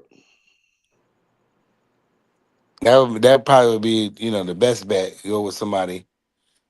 I want to see brother. What's my homie from St. Louis? He should have got with Cunningham. Yeah, that's what brother from St. Louis, Coach Kevin Cunningham from the Lou. I want to see him get back in there. I don't know, but yeah, I'm gonna go with Ransom. Ransom's more experienced. He's been in there with a lot of top level guys. It ain't like this is his first go around. Been in there. I mean, although Ransom is a little bit older, I just think the experience that Ransom had. Ransom haven't took a lot of punishment in his years of fighting. He ain't take a lot of punishment. He took some, but he ain't take a lot. So I'm not. It's not like he's been beat up or anything like that. He's just an older fighter. I gotta see who. The trainer is for. Yeah, I've been looking, Dub. Man, I ain't looked yet, but I gotta see who the trainer is gonna be for Frank. You know what I'm saying? I think that Rance is he a savvy veteran. You know what I'm saying? It's something about savvy veterans. They understand the sport. You know what I'm saying? They understand the game, and they know that. Yeah, hey, you might be a little explosive here or there, but I can counteract that. And I think, me personally, I think Antoine is much better than Frank is, me personally. And so if you can sit there and hurt Antoine, and I thought Antoine was hurt in that fight, if you can do that, then I think you're gonna be able to do it against Frank. I don't know though. I gotta see, and I believe this is Frank. It's gonna be his first fight at 40, ain't it? Yeah, his first fight at 40. Yeah, that's tough. That's tough right there. I mean, ain't like we gonna say, oh, we're gonna wait till it get closer to fight night. I mean, it's a month away. It's next month. No, I'm with you. I understand. I mean, like I said, Well, he should be ready by now. I'm gonna go with Rances. I think Rances, like I said, he's the guy that's been at the weight class. He's a 2-time champion. He's fought on the top level before, so there's not like he's doing something that he hasn't done before. Fought on the top level, and Frank Martin is not really the top level. He's somewhere around the middle. So it ain't nothing that he really got to get super hyped for. He's like, okay, this is another day at the office. So I'm gonna go with Rances in this situation. When's the last time Rances fought? They're a month apart. They said it right. Huh? They're a month apart. Yeah, they fought in March. I mean, Rances fought in March, and Frank fought in April of last year. But Rances, he's used to fighting off the layoff. I saw that he's fought a couple of times off a year of layoff and has won. Yeah. You right about that. Well, I can't find anything about who's training Frank Martin, so yeah, I just looked it up too. And they still saying Derek James. Yep. Yeah, they still saying Derek. I just waiting for this Zepeda Shakur, man. Oh, I can't wait for that. There ain't nobody talking about that fight, dog. I know, but we should be, I like that fight. I like the fight. It's a good fight. It could go where Zepeda overwhelms Shakur with punches, or it can Shakur can display his excellent boxing that he got. He can actually put on a boxing clinic. But we got to see, because that's what make it fun. Like, I'm with him. I'm ready to see that. When is that fight? That's next week. The 12th. Yeah, I'm ready. Yeah, I'll be back. I'll be back. What is week coming up? Yeah, this coming week. And Doug, we still gotta do our interview. Actually, no, I got it on Fight Hype. They said Frank Martin said I'm with Buddy McGirt now. So he with Buddy McGirt, I think Buddy McGirt is a hell of a trainer. He said it 4 weeks ago. Fight Hype. Who he be training? Buddy McGirt trained a lot of folks. The best. Yeah, he trained a lot of people. And for a long time. He done been training for a minute. Buddy McGirt was a great. Yeah, Buddy McGirt he was the guy that everybody was looking to as a guy that you should get with before Freddie Roach got Manny Pacquiao. They was looking at Buddy McGirt as that guy, and then Freddie Roach got Manny Pacquiao, and everybody started talking about Freddie Roach instead of talking about Buddy McGirt. But Buddy McGirt been training a lot of guys. He did a good job with Arturo Gatti. He was with Arturo Gatti for a long time. I mean, not for a long time, but he was with Arturo Gatti for a while. He's been with a lot of top guys. If you go back and look at Buddy McGirt's resume, as far as guys that he's trained, you'd be surprised some of the guys that he worked with. He worked with a lot of guys. Wow. Everybody. I'm gonna be honest though, Free. Like I don't think I've ever heard or seen one of Buddy McGirt's fighters like be one of the top or one of the best in the sport. Like after they came to him, most of Buddy kind of moments is him throwing in the towel and be like, "I can't let you do it, baby. I can't let you go out there." Like that's what he's remembered for, in my opinion. What you thinking about? You thinking about more one recent, fight? You thinking about more recently? I'm talking about back in the early 2000s, probably before you was even paying attention to any. I mean, it was before you was paying attention to any boxing. Back in the early 2000s, Buddy McGirt was training a lot of guys. Like you gotta remember, Buddy McGirt fought in the same era of Miguel Cotto and those guys. He was fighting during that time. He trained Tarver, Kovalev. He Rockman won a heavyweight belt. He trained Layla Ali, Vernon Force. Rockman won that heavyweight belt with him. Be surprised some of the Joel Casamayor. He trained Genebet. He trains Genebet right now. Yeah. That's what I'm saying. You'd be surprised some of the guys that Buddy McGirt has worked with. Those was just a lot of top guys. I know he trained Rockman for the not a bad trainer. Rockman for Klitschko, but I'm actually surprised to hear that he was there for Lennox Lewis. I didn't know that. I could be wrong. I could be wrong about that. Don't quote me on that, Marcus. Yeah, but no, it's a Paulie Malignaggi, Sergey Kovalev. Thank you. I'm just reading some of these names. There's definitely more. Yeah. All I'm saying is, man, that's a great fight. Oh, well, it's a really good fight. You know what I'm saying? And at the end of the day, Frank Martin got more to prove than Rancis does. I don't think Rancis is ever going to be a Hall of Famer. And him being Frank Martin, I don't think it works that way. But I do think that he's going to go out there, and I think somebody said earlier, the man is used to layoffs. The PBC, they're gonna have you on layoffs anyway. So, hey, shout out to both of these guys, because I think this is a good fight. You know what I'm saying? An acclamation fight for Frank Martin. Are you gonna be a gatekeeper fight for Rancis? You know what I'm saying? Because if you lose this fight, you're a gatekeeper at this point. Yeah, that's what you're gonna become. And so, are you a gatekeeper for Rancis? Yeah, if he loses this fight, it's gonna be a gatekeeper moving forward. I wouldn't say that. I would just say I wouldn't say he'd be a gatekeeper, because Rancis is not a fighter that they looking to push to the forefront. Now, if he was fighting somebody like a upcoming prospect, then you could say, you know what, he might be a gatekeeper. No. What I'm saying is, if he lose this fight, I don't think he'll be a gatekeeper, they're gonna be, even if he lose.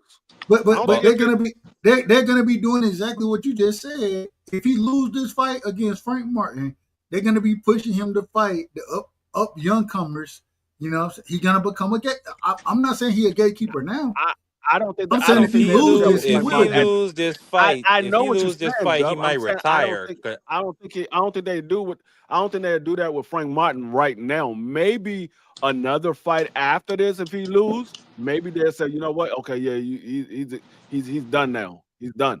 But I don't think after this fight, if he loses this fight, he's retiring. Like, you could even hear it after he lost to Antoine. His trainer said it himself. This man is on his last leg. We're not talking about Rancis. And that's We're talking about Frank. What you talking about then? You ain't talking about Frank Martin versus Frank. No, Rancis? We're I'm not talking saying. about Frank. No, We're not talking about Rancis. Hold on, Nah, Free. Frank Hold ain't on, gonna be Free. done after his I fight.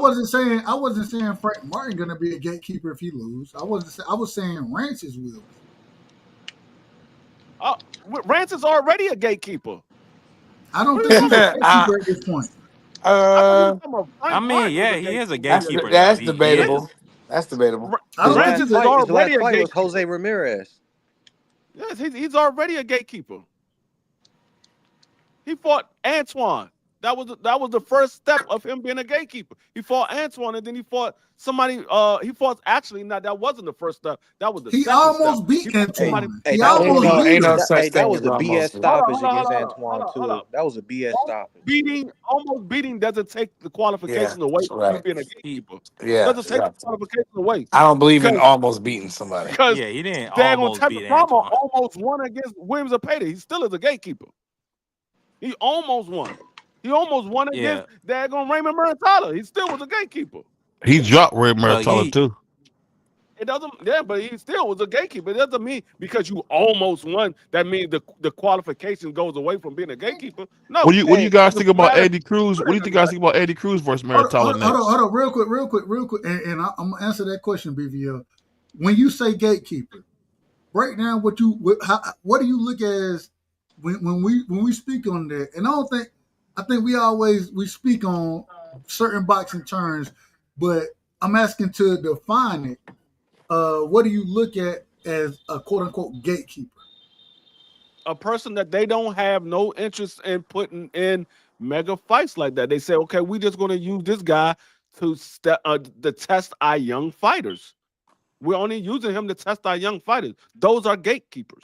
A guy that was on the top level at one time, was a champion or a contender to be a champion, and now he's no longer put in that position anymore. We're only using him to test our young fighters. Because of the name, right? To make it to the next level. That's Right. what a gatekeeper is. Rancis would never fight for a championship ever again. He will be a test for the young fighters. He will never fight for another championship. Deep freeze. Hey, OG Dub, I totally That's hard to disagree say, with freaking. you. What if he just makes some, some ish shake and he get in? He's not making nothing shake prize fighter. What's wrong with you? He said Deep freeze said he ain't. That man will never fight for another championship again, dog. They will not. Not They will only not put that, him in. they might get position him to up fight out for a the championship. country after this fight. They're gonna send him back to Santo Domingo. They Hey, sending him back to I the don't know what they're Republic. going to do. I just know he will never fight for a championship again. I can tell you that right now. They're not going Hey, to I put him in totally position to fight disagree for a with you, championship. OG. When you said this is a good fight, Frank Martin versus Rayo is a way better fight than this. They trying to give Martin an easy win, fighting an old dude. Come on, man. Why we didn't get Frank Martin versus Rayo? Rayo at 140? Versus El Rayo? Yeah, right. Rayo versus Frank Martin. Why we didn't get that? Because Frank Martin's coming off a long layoff. They want Rayo Frank is Martin to too, get a OG, tune-up. and Rayo coming off a loss. He just got Rayo beat just the post fought. against He just fought Rayo. Antoine though. Rayo just fought Antoine. He just got beat pillar to 5-6 months post. ago. Yeah, but he still was active though. He's active. What I'm saying is Frank Martin is coming off a 16-month layoff. They want him, and he's moving up in weight. They want him to get reacclimated to the back to the ring and to a new weight class. They're not putting him in there with another young guy that they already trying to make money on. They making money with Rayo, and they trying to make money with Frank Martin. They're not putting them in the ring together. Now, maybe after this fight, we might see a Rayo and Frank Martin. But not right now. They want to make some money off of that. Man, not next. But OG, for money per se, and for the sport, you don't think they will make more money and it would be a better fight if we got Rayo versus Martin on this undercard instead of the fight that we're getting on this undercard? No. I think the money is going to be made because of the main event. I don't think it has nothing to do with the undercard. I think the money is going to be made because of the main event. Yeah. Yeah. I mean, El Rayo, even though he's coming off a loss, he's still been active. Frank Martin ain't fought forever. And I think Frank Martin need to, I think somebody like Rancis is a good fight, I think that's a getting, he can't do that no more. That need to be the last time Frank Martin, he need to stay active, even if you might lose one, it's still though, bro. That sitting out is the worst thing you can do, bro. So I OG, mean, yeah, I so mean, OG, are you Frank saying? Martin is older too. So OG, are y'all saying Martin's not on that level? Since if he can't come off a layoff and beat Rayo, he's not on that level then. Maybe not. I don't know. I just don't think they would put him in there. He's moving up to a weight class. He never fought at that weight class. They don't know what he's going to look like. They don't want to put a fight on and the fight is one side. And they like, man, why y'all put him in the ring together? They want people to come and say, okay, they believe that Frank Martin and Rancis is going to be a nice fight. It's going to be a nice fight. A guy with like El Rayo who's been active might not be a nice fight. It might be one-sided because Frank Martin is moving up to a weight class. He hasn't fought in 16 months. He's going to have ring rust, and he's got a new trainer. So they don't believe it's going to be a high-activity fight. They think it might be one-sided. And I mean, who knows? I mean, they could be lining up Arayo with another fight right now, and that's probably why Arayo's not fighting on this undercard. He's probably fighting somebody else in the fight after this undercard. I mean, after August, or he might be on the. No, he's not on the Manny Pacquiao undercard. So he might be on a card after this Tank Davis Lamont Roach card. He might be on a fight after that. Like I said, El Rayo, that's not a good. I don't think that the company would do that, because he been off a little bit. So, I mean, Frank Martin, I feel like this the right kind of fight for him at this point of his career. I know he's a little bit older, but he ain't fought that long. So, and you got to remember who's his manager. Earl Spencer's his manager. Earl gonna put him in the best situation. He's not gonna put him in a situation for his fighter to look bad. Like I said, he's coming off a long layoff. Yeah, and I wouldn't want to get in there with a Rayo who probably, he took a bad loss in his last fight, but he probably ready to get back in there right now. Now, I still think that Rancis might win this fight on the points. He still might win this fight on points. Oh, I'm taking Francis, but I ain't mad at y'all for that. I ain't mad at y'all for that on the. I think Rancis gets stopped after 5. Yeah, I think I don't know about stoppage, but I think Martin do what he need to do. I watched Francis Bartholomew throw his best shots against Antoine and then gas out completely. If that referee did not save him, he would have got stopped even worse. It's like these And fighters be showing you how, in quotations, elite they are. It's just showing you. Because if you on that level and you really that, you step up to the challenge. You don't take no. That's why I love football. OG Prize. You can't duck the smoke. Ain't no ducking in football. You can't duck it. You gotta play them. This finessing in boxing. Every sport is like that, though. You can't duck in no sport but boxing. Every sport like that, because even in football, if you got a guy that's been out of football for a year or longer, he's not coming back. He's not coming back as a starter.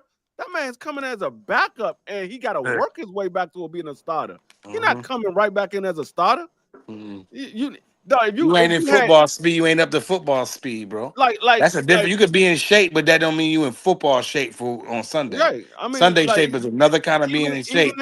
In basketball, you got a guy like DeMarcus Cousins. DeMarcus Cousins come back right now. He ain't starting on nobody's squad. He's sitting on the bench. He ain't no starter. OG, I'm gonna rebut you right there. I don't know about that for you. I agree, but I disagree. And the reason I disagree is because we saw somebody like Le'Veon Bell came off the couch, got signed, and started. So if you elite, you saw what he did. But I'm rebutting what you're saying, that a football player elite player can't come off the bench can't come off the couch and start, when it's been showing that some of them can. Yeah, that won't happen no more. A better example would be Antonio Brown, not Le'Veon Bell. AB come back, he not starting. Them receivers, them Antonio Brown didn't sit out for you. But he had a layoff before he got. Yeah, he had a layoff before he got there to the Buccaneers, and then he went in there killing it. Yeah, he did. So no, he did not. I'm just saying. He played the year before. He was with New England. He got cut from New England. I about to say, right. Yeah, he got cut. He didn't play. He didn't play no games for New England, though. He didn't play no games in New England, though. Yes, he did. Okay, Yes, he okay, did. he had that one game. My bad. He had that one game. He got After cut. that, they cut him, right? I'll say this though. I really wonder what's gonna happen with the Sam Notes, Abdullah Mason one. I hope that No, you don't. You're not. Wait a minute. Now you out of order because you don't wonder what's going to happen. Everybody on the panel know what's going to happen. I We mean, all know. respectfully, Dub, you acting like a man fascist. You don't Hold know on, what wait came a my brother minute. Wait a BVO's minute. Let head. me finish. Sam Notes can fight. Man, Sam Man Notes jumped can off the fight, but screen and Sam then Notes came him back and said, changed the whole hold subject. on. Sam Notes him he sat right there and said he got a 50% chance of winning. Anytime a fighter get up there and say, when a fighter get up there and tell you he got a 50% chance of winning, that man know he ain't got no damn chance. I'm just telling you. That's a fact. Sam Notes. I mean, maybe he's just a Sam humble Notes. young man, Dub. Maybe he's just a humble young guy. No. ain't that much Let's humbleness in be the honest. world. I told y'all before when they said he's gonna fight, he might be fighting Sam Notes. I said that's a win for Abdullah Mason. Nobody knows Sam Notes unless you was paying attention to UK fighting because the man never I done fought seen outside of Sam the Notes UK. fight. I done seen Sam Notes fight 3 times. Yes, you're not listening to what I'm saying. I said nobody knows Sam Notes unless you was paying attention to UK fighting because he never fought outside of the UK. Yeah, he fights in the UK most of the time. If you ain't paying attention to the UK fighters, you don't know who Sam Notes is. You don't know. Nobody knows who he is. Free. I never. I know exactly who he is, but all I'm I never saying heard of him. is I thought he was Australian, so I obviously don't know who he is. I don't know who he is either, Marky. all I'm trying to tell you is when the man come out and say, all right, Jimmy, since y'all say y'all don't know who he is, I done seen about 3 of his fights. But because y'all saying y'all don't know who he is, you tell me what fighter you have never heard come out and say, I got a 50% chance of winning. You tell me that fighter. You ain't gonna find one. Because I've never heard a man say that. Every fighter gonna tell you that they're gonna win. Oh, I'm gonna beat him up, or I'm gonna stop him, or That I'm man gonna know he know he ain't got no damn chance. That man know he ain't got no damn chance. I got a 50% chance of making it happen. You know. No, and that man terrified. You done already lost the fight right there. The man is done. You got a 50% chance. So soon as you get punched in the face, that 50% turns into 49%. You get punched again, it turns into 48%. No, you already lost. Out of order. You already lost. I gotta hey BVO up here. I gotta get off this live, man. I'll do your thing, man. Yeah, my bad. We been talking that crazy? No. I gotta I'm going to the DR in the morning. I'm tripping right now. Hey, man, hey, real quick, shout out to the DR, man. Shout out to the DR. Yeah, for sure. I love DR. I'm going it's back. Always a good time over yes, there. All I say is don't come back with nothing that you can't lose, man. Yeah. I know how y'all brothers go when y'all go to the DR, man. Just strap it up, brother. Just strap it up. Don't be part of that daggone passport, boys. I ain't no heck no.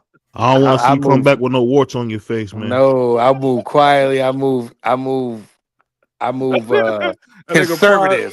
Prize come back talking about his tongue fat. I'm like, boy, what was you over there doing? Nah. Hey, what you say? Hey, he done licked the wrong kitty over there. The wrong cat. I done licked the wrong cat, and then they got the swole tongue for licking the wrong cat. Boy, y'all boys wild. Well, I'm getting out of here, man. Hey, man, have a good time, my brother. Have a good time. Yeah, I definitely will. Wait, what's tomorrow? When you gonna hold on? Sunday. When you gonna be back? You know you the one leaving. You don't know what tomorrow is. I don't know, duh. I'm just, Man said, hold up. What's tomorrow? Wow. We need to do our interview while I'm out there. You want to do it while you out there? I don't know how. If we could try, it might be choppy. I don't know how that's gonna work. Well, hey, hit me up, and we can set it up. We'll set it up. Yeah. Yeah, that'd be dope. I'm back rocking now. Yeah, I know. I ain't hound you about it. I knew we'll get to it. I know it was my birthday. It's a lot going on.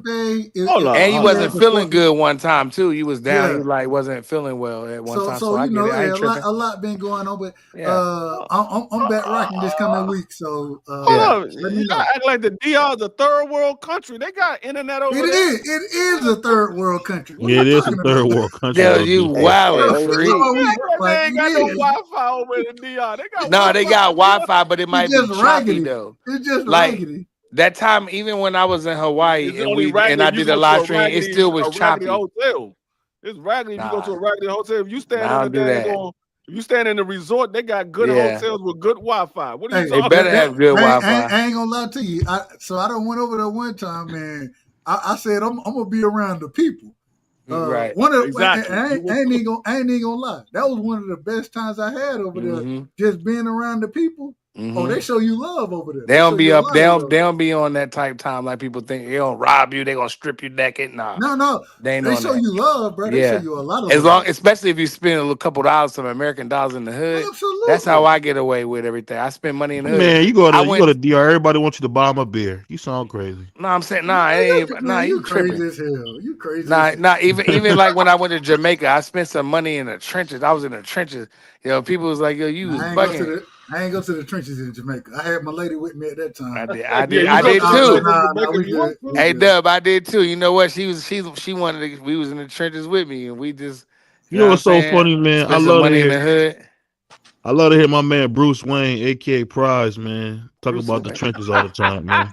Yeah, Batman. Hey, shout out to Batman, man. Shout out to Batman. Hey, you know what though? I be in the trenches all the time because I ain't afraid because I've been around real N-words and nothing has never happened to me. Man, bro, man. Well, thank God you ain't been in Cleveland. Wait till we do our interview. You gonna see. It's crazy because real recognize real, and I gotta agree with Prize. I done been over there in the hood, you know what I'm saying? And bro, they show you love, bro. Like super love, bro. They show you like they ain't trying to do nothing crazy. And shout out to all the Haitians out there too. You know what? They was the coolest. Yeah, hey, bro, I ain't gonna lie. I was staying at a little rinky. I was scared of them niggas, bro. I ain't gonna lie. I was like, man, I ain't got no stick with me right now. I'm like, man, I can rumble whatever it is. I don't care about losing the fight. Man, I went over there, man. It wasn't nothing like I thought, man. No, I was in the trenches. It ain't about to be no fight. They ain't even think about it. They happy that you, bro. They happy that you're there. Yeah, bro. And then you go buy a round of beers, man. You Gucci. I ain't buying no round for nobody. Man, I'm buying round. Man, I met these. It was me. It was me. I had a shorty, and it was like it was like a Haitian couple they were from there. It was like four. They had like they peoples with them. It was like 3 other dudes, or whatever. So it was like 3 girls and like 7 dudes or whatever.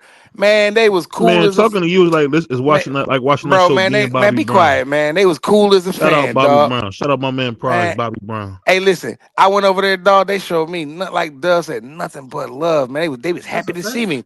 They're like family. It's like going to a barbecue, like you ain't seen your family in a long time. They was giving me stuff. The bartender's like, yo, shots on me. I'm like, yo, this is lit. And they told me don't leave my resort, man. I ain't no hoe, man. I step wherever I want because ain't nothing never gonna happen to me. Never. Prize. Hey, Prize, let me ask this. I gotta ask this. I know a lot of these brothers, and I said, now I ain't gonna say what I'm about to say, but when you go over there, you know what I'm saying? You go to the little street markets, you know what I'm saying? How they have it. Grab something to eat, you know what I mean? You grab something to eat, and then they be like, okay, it's this price. You pay them, and then they be like, oh, and then they add a little extra on. They add a little extra on They for be you. tweaking. You know what I'm saying? They be like, no, hey, come back tomorrow. Come back. And if you pop up tomorrow, they really got you. Oh, they really show you love if you pop back up, bro. I went to this one little dude. He cooked that sea bass. He said, "You come back, I got something good for you." I came back, man. He buttered, that buttered. What was it? Lemon garlic Chilean sea bass. Oh my God, bro! I can't wait to fly out. I'm flying early too. On everything. So I went to a spot. It was right there off the beach, right? So they were serving chicken that day. Got you know what I'm saying? Grabbed the little chicken, whatever. But brother was like, come back. And he was like, what you like? And I was like, man, I like seafood. He was like, I got tomato. Come back. Man, I came back. The brother had a lobster for me. It wasn't sea bass. What was it? Damn. It was a fillet of some type of fish. I can't remember what type of fish. A swordfish. A mahi. But mahi. That's exactly what it was. And man, you come back, bro. Like, man, they put it together for you. Yes, indeed, bro. Like, they put it. The one dude that I was with, he took me on a boat. I was scared at first. I ain't gonna lie. I'm like, yo, he gonna do something to me. A Haitian boy. So I'm like, all right, I ain't worried about it. If I die, I'm like Drago. I'm thinking because he If he took me on a dies, boat, he dies. right? So I'm like Drago. If you know, like what Drago said, Hey, I ain't getting so on no boat with your ass. no, so ain't I getting got no on a boat. boat. We go out there. We catch what we catch? We caught a bass, maybe a bass. I forget what we caught. We caught the fish. We caught like he caught like, I'm not gonna take any credit. He caught like 2 or 3 of them Jones. We get back in the boat. He go back toward the John. We take the fish. He guts them. He cleans them in the salt water.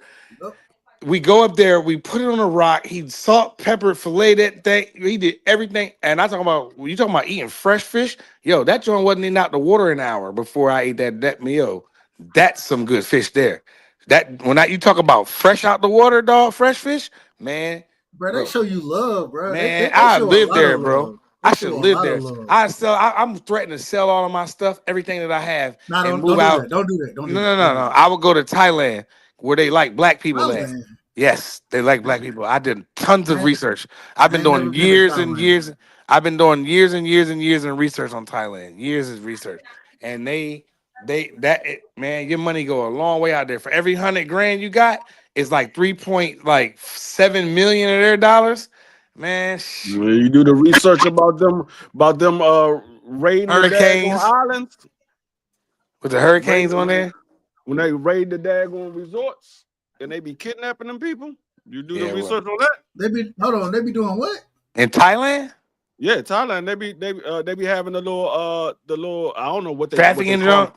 The gang or whatever it is. They be raiding the resorts and kidnapping people. No, I ain't gonna live in a resort. I'm gonna live amongst the people, where I'm not worried about none of that stuff. Because, like I I ain't gonna said, lie to you, Prize. I ain't going to Thailand. man, I ain't worried about nothing, man. I feel like it's like all my life, dog. Everywhere I go, nothing never happened to me. I'm not afraid of anything, bro. I'm not afraid of anybody or anything.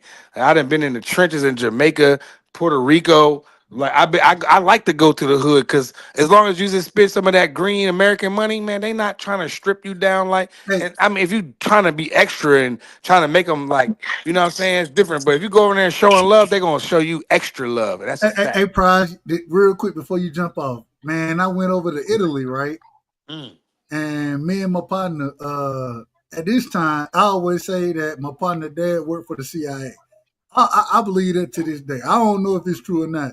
He always say he do logistics for NATO.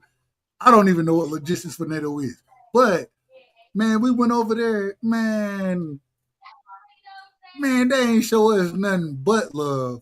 You know what I'm saying? Especially being 6'5". My partner, he's 6'4". You know what I'm saying? So he played football at the time. I played basketball. Man, we get over there, man.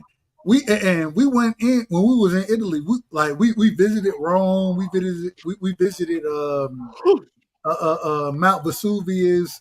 We visited all these places, but we were staying in Naples. And Naples, look it up. If you look Naples up, Naples is the damn hood of Italy. You know what I'm saying? It's got nice spots too out there in Naples, though. But the thing is the crazy thing is when you get there, you know what I'm saying, man. And you know, I'm a Melo fan. I've always been a Melo fan, and this is when Melo was first starting to rock. And I told my homeboy, his dad had a Italian old lady. You know what I'm saying? She was pregnant at the time. I said, man, you should name the child Carmelo. And she looked at me. She said, hell no, we're not naming no Carmelo. I'm like, what's going on? They talking about, man, you go in. Well, we was at the restaurant we was at last night. If you would have stood up and said Carmelo, half the whatchamacallit would have stood up because that's a mob boss name around here. And I'm thinking to myself, I'm like, man, I don't see no damn mob, nothing like that. I don't see it. Man, all these liberty ass niggas, and when I say liberty, I'm talking about these 5'4" people. They all supposedly huge mob bosses and all this, and I'm thinking to myself, I'm like, man, this what y'all be worried about? Man, damn, man, come on, man. But like I say, man, they ain't do nothing but show us love. You know what I'm saying? Even we went to a soccer that's all game. y'all worried about.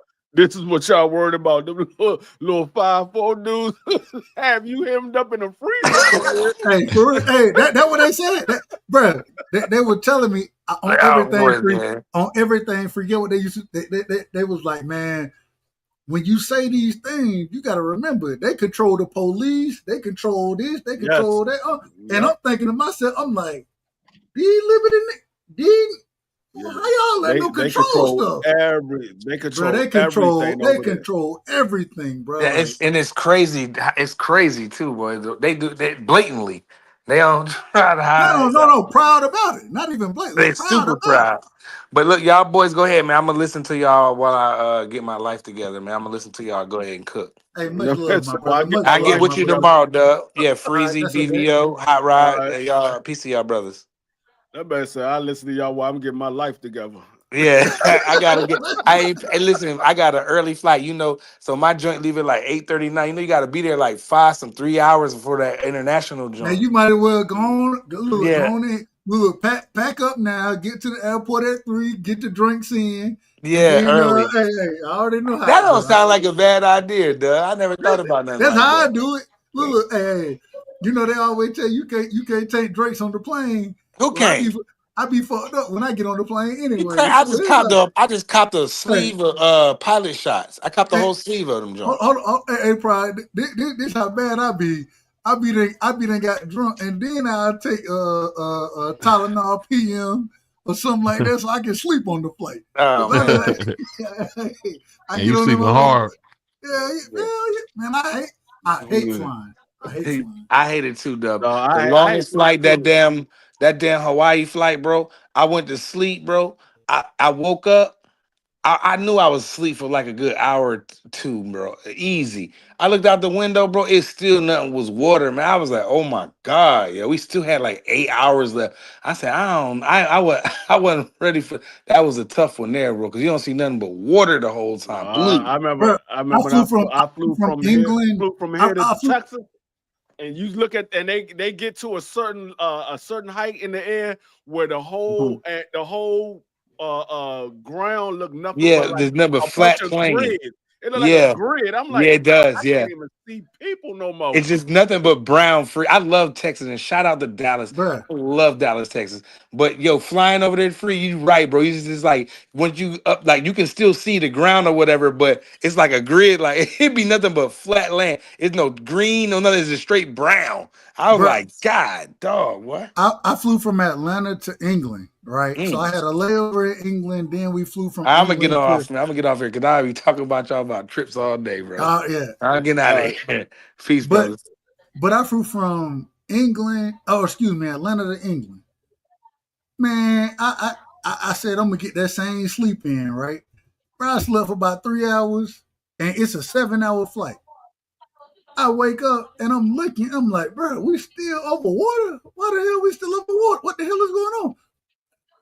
Man, I tried my best to go back to sleep. I couldn't. I was like, let me put some movies on, man. Hey, shout out to Delta. That's the worst. That's the worst thing. That's the worst thing when you want to go to sleep and you can't, and you're like, man, this some bull. I gotta say that the worst part of flight for me is taking off and landing. That turbulence. Oh my God. That's the worst part because it feel like you about to crash. You like, man, this joint shaking way too much. I'm like, man, this joint don't feel right. Every time I get on the plane, the first thing I look at whenever we go through any type of turbulence, the first thing I look at is the stewardess. I said, let me see how they looking. If they look nervous, I'm nervous. If they look straight, okay, all right, we good. Man, they were just walking through. I'm like, all right, we good.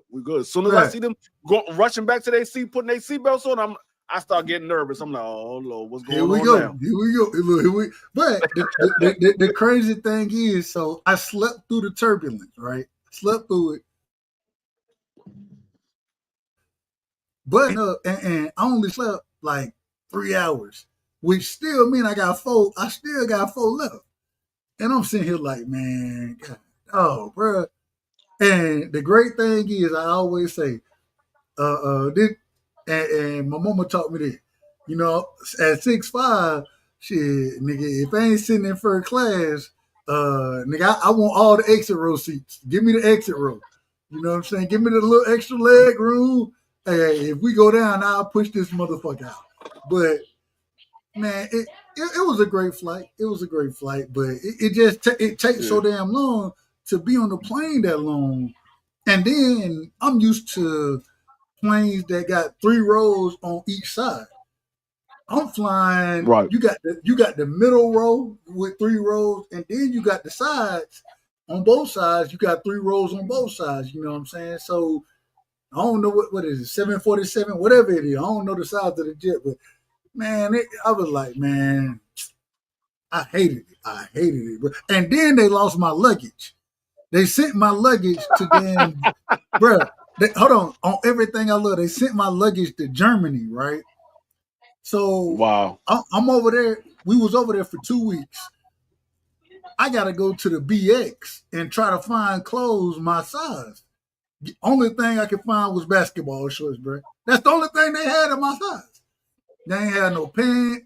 It's in Italy. You know, everybody's small in Italy. They tried to take me to the mall. The mall, they got great stores. Great stores. Everything is 32 and under. And at this time, I wear a 36 at this time. You know what I'm saying? And they got to be long, 36, 34. Bro, I can't find no pants over there, bro. Like, it was crazy work. But luckily, it was during the summer, those type of things, so I ain't have to worry about it too much. Yeah. I don't be doing too many long flights. Only long flights I ever did was in the military. I ain't had no choice. I ain't trying. I want to go to Hawaii, but I don't know if I can do that daggone, because I got to fly from here to LA and then from LA to Hawaii. I don't know if I can do all that. I don't know if I can do it. That's a lot. That's a lot of flying. What's that from? It took me from Georgia to Colorado. That was a 3-hour flight for me. So from you going to LA, what's that? That got to be a 4-hour flight. Yeah, I don't mind. I don't mind the 3 hours, but when you start saying 7, 8, and more, I already got to do 3 hours to get to there, and then I got to get on a 7-hour flight to get to the next spot. Nah, that's 11 hours. Between 10 and 11 hours. Nah, I'm not trying to do all that. That's too much. I'm scared of heights. It's bad enough. I'm flying over here. Then you want me flying another 7, 8 hours? No, sir. I'm not doing that. That's why you would never catch me going to Saudi Arabia to see any fights, because I'm not flying no daggone 12 hours. A 12-hour flight, niggas, you crazy. That's a whole half a day. I would say that's the whole day, because you only woke for 16 hours. The other 8 hours you sleep. You're right. You're right about that. Yeah, I'm not doing all that. Bro, you flying that's flying halfway around the world. Literally. Yeah. Literally. I'm not. I can't fly that far. Like people flying over to Japan and all that. I can't do it. I want to, but nah, I'm not getting no plane or going to no Japan. It has to be some money waiting for me to go over to Japan. They say, hey, you come over here, we giving you a couple of $100,000 or something like that. Then I'm like, all right, let's go. But if you talking about we're just going there for a vacation, nah, that's all right. I think we had Brian Norman Sr. about that flight to Japan, right? He talking about, man, we got beds and all this. I'm like, well, they gotta be nice. They gotta be nice. You know what I'm saying? But when I'm flying, I don't get the bed treatment. I ain't right. I'm about to say you got the bed because they're going you flying first class. You a fighter. You getting paid. I'm not flying like that. No. I was gonna say it got to be some money waiting for me over there. They talking about a couple of $100,000 or something like that. Hey, you come over to Japan, you this money will be put into your bank account immediately. No, forget the bank account. Put it in my hand. I put it in my bank account myself. Put it in my hand. Man, just I ain't putting it in. I go to Chinatown in LA. I'm not flying all the way over there. Hey, bro, y'all got a Chinatown in DC? Yeah, we do. Okay. I mean, I go to Chinatown, DC all the time. I mean, I want to go to a different Chinatown. I've been to Chinatown in New York. I've been to Chinatown in DC. I've been to a Chinatown in Philly. I want to go to a different Chinatown. I want to go Chinatown in LA. I see Chinatown in LA all the time, and I want to see how that joint really is. Especially after me watching Rush Hour. As much as I watch Rush Hour, I definitely got to go to Chinatown in LA. As many times I didn't watch Rush Hour. Hey, look, we ain't got no real Chinatown in Georgia, man. No, now I ain't gonna lie. We got I think what the Vietnamese, we got them rocking a little bit. You know what I'm saying? The Vietnamese, shout out to them. We ain't got no real Chinatown though, so I ain't really been to a real Chinatown like that. If you go to see the Wizards play, or you go to see the Mystics play, or you go to any concert at Capital One Arena, you in Chinatown, because that's where the Capital One Arena is, right there at Chinatown. Literally right there.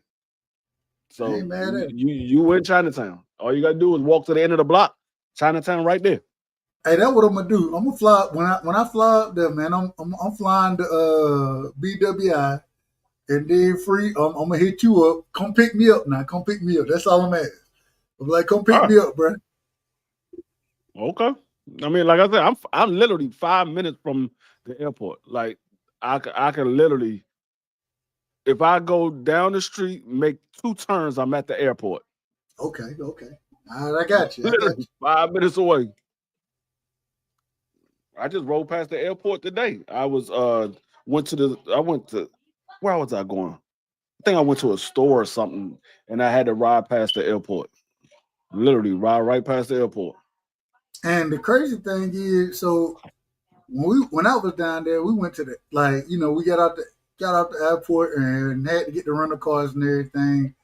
Then we ended up driving right by Langley. You know what I'm saying? End up driving by, because where my aunt stayed at the time, she stayed. Don't get me the line. Don't get me the line. So I ain't gonna lie to you. I can't remember. I believe she was staying in Virginia. You know what I'm saying? But because it's all so close, like it wasn't but a 30-minute drive or something like that. So outside of traffic, and I ain't gonna, the other problem is y'all traffic. Man, y'all got some of the more BS highways that I've ever seen in my life, man. I mean, yes, they do. I was like, bro, we got stuck in traffic one day for, it's supposed to be a 30-minute drive. It ended up being a 2-hour drive because we stuck in traffic. I'm talking about folks getting out their car in traffic. And I'm thinking to myself, I'm like, who get out their car in traffic? No, they did a study. I forgot when they did it. They did it a couple of years ago, and it's probably even worse now, because that was before all the stuff that we got down there now. But they did a study, and they said people that drive back and forth to work during rush hour in the DMV area spends 95% of their day in traffic. So if you in traffic in the morning, you in traffic in the evening, you go throughout the whole year going back and forth to work. They said 95% of your time throughout the year was spent in traffic. So they say most people in the DMV area throughout the year probably are in traffic. I think they said like 400 and some odd hours a year, or it might be more than that. But it was a lot of time, and it was like the rest of the time you either at where you need to be at or you at home. The rest of the time you in traffic if you drive back and forth to work. I was like, that's crazy. That's crazy, bro. That's crazy. They said DC, New York, and LA are the 3 top worst traffics in the whole United States. DC, New York, and LA. I think it's LA, then DC, then New York, or it might be New York, DC, then LA. I know DC was number 2. DC was number 2. I'm not sure who was number 1 between LA and New York. Whoever was number 1, the other one was number 3, and DC was number 2. I can believe it. Look, I'm used to traffic in Atlanta. I'm used to it. I hate it. You know, Dog, I hate it. Look, hey, I when we were talking, what I told you. yeah, I got to drive up there. It's supposed to be an hour and a half drive, but it's gonna be a 3 hour drive at least, especially right. with the holiday weekend. So I understand traffic, but man, that was a different type of traffic, bro. Like literally, motherfucker getting out their car, man. Like I ain't never seen that. I've never seen Dog, folks getting out their car. I remember we hit traffic one day. I was picking my wife from work because she gets off in the morning. So she works overnight. So she gets off at 7 o'clock in the morning. But this time the person that was relieving her so she can go home was there late. They got there, I think like maybe 45 minutes late or whatever. So we end up leaving like around 7:45. Normally it takes me about 45 minutes to get home. We left her job. Normally, if I leave her job at like 7 o'clock, usually somewhere between 7 o'clock, 7:15, I get home around 7:50, 8 o'clock. We left her job at 7:45. We didn't get home until 10:35. We hit nothing but traffic all the way home. We didn't get home till 10:35. I was like, oh my God. I ain't never in my life been in this much daggone traffic. Like we don't normally do traffic because I work at night whenever I gotta go out in the field and she works at night. So whenever we go to work, it's no traffic. It's everybody's already at home or when we getting off of work, they going into work. So all the traffic is going away from us. So we never had to deal with traffic. But for some reason, this day we ran into nothing but traffic. It took us 3 hours to get home. I was like, man, this is some bull. I'm never doing this again. I hate dealing with traffic. You and me both. BVO, what we got, man? What we got? We done changed the whole subject tonight. Yeah, I mean, they ain't got no fights on today, so ain't really too much to cover because the one fight that they did have on, which was daggone Jack Catterall. I don't even know what the outcome of that fight was. I didn't place no bets this week or nothing. That's how you know it wasn't nothing on. I think Jack Catterall ended up. Well, I expected him to win. I think Jack Catterall ended up winning that fight anyway. So. I couldn't even tell you because I by knockout. Oh, Jack Catterall knocked somebody out? Yeah, I think it's like a 6-round stoppage. He wasn't fighting. He was fighting a nigga named. He was fighting somebody. What the brother name? Harlem something. Harlem Heat. Oh. Hold on, let me look it up real quick. And then fighting Harlem Heat. Harlem Eubanks. Harlem Eubanks. Yeah, Harlem Heat. Yeah, Harlem Heat from NWA. WCW.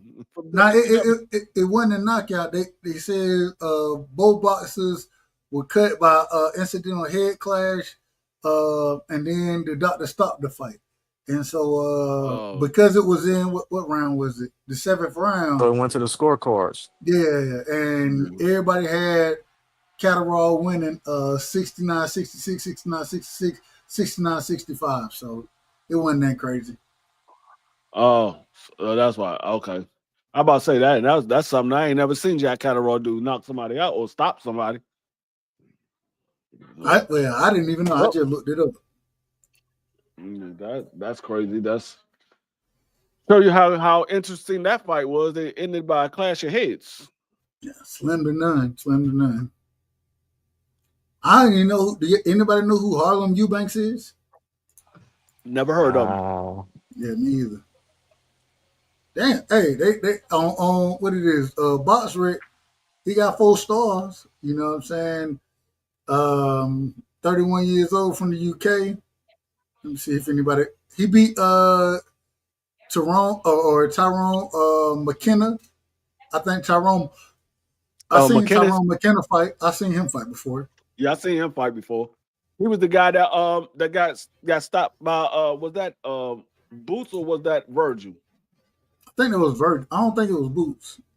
It might have been Virgil. I know one of them stopped him. No. So he got knocked out by Regis, O'Hare Davis got a majority decision. He lost to Lewis Crocker. Yeah, he ain't no goddamn buddy. He got knocked out by Regis. Yeah, he got knocked out by Regis in the 6th round. Well, tells you all you need to know. Hey, Regis can fight. What year was this that he got knocked out by Regis? He got knocked out in 2022 against Regis. Tells you all you need to know. O'Hare Davis had the majority decision in 2020. Regis wasn't Regis in 2022. The Regis that we know was Regis back in 2018, 2019. After he lost to daggone Josh Taylor, Regis ain't never been the same. You ain't gonna get no disagreement out of me. Yeah, I don't mind disagreeing, but not on this one. Not on this one. It ain't been the same since he lost to Josh Taylor. Damn. But I don't know. I mean, a lot of these guys. I mean, well, at least next week we got some interesting fights. There ain't nobody talking about it. But I saw something the other day. Was it today or yesterday? I think it was today. I saw a dude. It was a content creator, not nobody that we know. The nigga was in New York asking people, do they know who Edgar Berlanga is? And people kept saying, no, never heard of him. They're like, he's from New York, he's from Brooklyn. I'm like, never heard of him. I was like, that he was just asking random people on the street, do they know who Edgar Berlanga is? And they're like, no, never heard of him. I was like, dang, nobody in New York know who Edgar Berlanga is. That's one of y'all guys. Who is y'all? I think. Who is I'm y'all? talking about New Yorkers. Oh, okay. I'm talking about New Yorkers. I'm about to say, talking about New York. Fuck Edgar Berlanga. I know he ain't none of our guys. I know he ain't none of ours. He trash. But I think Saraz gonna beat him though. That's a fight that I am betting on. I think Saraz is gonna beat him. I agree. I don't think he got a chance to get in that fight. I'm about to put my parlay in right now. Hold on. I think Saraz gonna beat him. I'm still going back and forth with this Williams Zepeda and Shakur. I'm leaning towards Shakur. I just don't know how Shakur hands is gonna hold up. That's my only thing. If his hand don't hold up, I don't know how much he can do against Williams Zepeda. Man, Williams Zepeda is straight up and down, bro. He's straight up. I know and he down. is, but what I'm saying is, but daggone Shakur hurt his hand on the electrician. And he stopped the electrician. But he stopped him. Yeah, the electrician wasn't throwing no punches, but he hurt his hand on that man. But and I'm like, okay, him. yeah, you hurt. Yes, he did. That was the electrician. What I'm saying is the electrician wasn't throwing no punches, so he was just getting beat up on, and he hurt his hand. What I'm saying is, if he hurt his hand against a guy that will be throwing punches, what is he going to do to stop the guy from throwing punches if you hurt your hand? So you basing it off of injury? I said no. I said I'm leaning towards Shakur. I just don't know how his hand is going to hold up. I'm leaning towards Shakur. I just don't know how his hand going to hold up. Yo, OG, how you like this parlay? I got this all money line. Marshall, Bumgarner, Martinez, Stevenson, Hamza, and Dubois. Who's Marshall fighting? Deja Green. Oh, I'll go with Sadesa Green. I wouldn't take no Marshall. I think Sadesa Green might. I like Savannah. I don't know. Savannah Marshall can't. She can box, man. Yeah. She a much better boxer. She a much better boxer than Shadeja is. She can box. I would say do two different parlays. One with Marshall losing, one with Marshall winning. Because one thing I will say is Savannah Marshall does get hit. She's a better boxer than Sadesa Green, but she does get hit. And Sadesa Green's a bigger puncher. So I wouldn't be surprised if Sadesa Green stops her. That would not be a surprise. Now, what did surprise me was Sedacious Green getting outboxed by what's your face? Franchise Cruz. That would surprise me because I thought at some point Cruz gas tank was going to show up because she gets to the end of the fight and be gassed. But for some reason, Savannah Marshall Green didn't let her hands go. But it's a bad style matchup because Savannah Marshall, she a taller fighter. I'm rooting for fighting the bigger.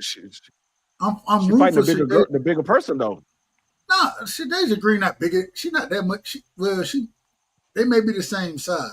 If you say the same size, I give you that. Bro, I don't look at Savannah Marshall as a smaller fighter than Shadeja Green. No, yes, she is. Yes, maybe I'm out of order. Then I would disagree with you. Green is not Carissa, and Marshall. That's her only loss. No, but that wasn't at 68 though when she lost to Carissa. That was at 54. And Marshall beat Cruz, who destroyed Green. Not to do the triangle thing, but I think Savannah Marshall is a good. Me personally, I'm leaning Savannah Marshall in that fight. I'm just saying that's my opinion. That's just my opinion. I'm just saying I'm gonna do that too, though. I I'm would gonna do a different one. I'm getting almost 7-1 on that, OG. Yeah. Oh, hold on. Vegas picking franchise. I mean, not franchise. Excuse me. Shadeja. Nah. On the app I'm on, Marshall is a favorite, -720. That's crazy work, right? Okay. Marshall's taller than Savannah. Than Sedacia. She's taller. The value in my parlay is if Dubois win because he plus 245. Dubois again? Who Dubois fighting? Usyk. No, I win. That's tough. I thought he won the first fight. I thought that was a bad call as far as the low blow goes. And I think he got a little more pep behind this step after the wins that he's had. So, but I just think that, man, Usyk the better boxer. He the better boxer. He is OG, yeah, but if Usyk gonna beat Dubois, he's gonna beat Dubois. I don't know. I don't think it's that easy, and I think it's worth taking a chance. No, it's worth. I think if the money is right. What I'm looking at is I go by who got the biggest heart. I think Usyk has the biggest heart. I think Dubois, even though Dubois did beat AJ, remember before he landed that shot on AJ was going in for the kill.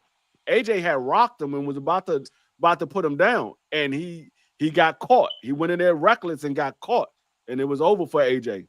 But AJ was about to put Dubois down, and I don't think. He's not gonna have that same lucky shot on a Usyk. Usyk's a much better boxer than AJ. He's not defensively irresponsible. But we saw the fight. We saw the fight that already happened, and that like I said earlier, the shot that was called a low blow, I thought that was a legal shot, and I thought Usyk had to recover from that shot. I think Daniel Dubois, if he invests into the body, Usyk, he's not a huge puncher like that. I don't know. I think it's a good fight. It's a good fight. But all I know is Usyk never looks like the same Usyk that you saw him in the first fight. He didn't look the same as he saw AJ the first time. He didn't look the same when he saw Tyson Fury the first time. But he's 2 years older. Huh? He's 2 years older. I don't care if he's 2 years older. I'm talking about he's not going to look like the same fighter that you fought the first time. He's So going to age be don't mean. no, age only plays a part if it shows itself. If it doesn't show itself, it doesn't play a part. The You just man is looking at 30. the age and say, "Oh, He's you looking at the 39 age and say, years oh, he's old. older." But what I'm Wait, saying is, Usyk you look at 39? Something like that. 38, 39, somewhere in there.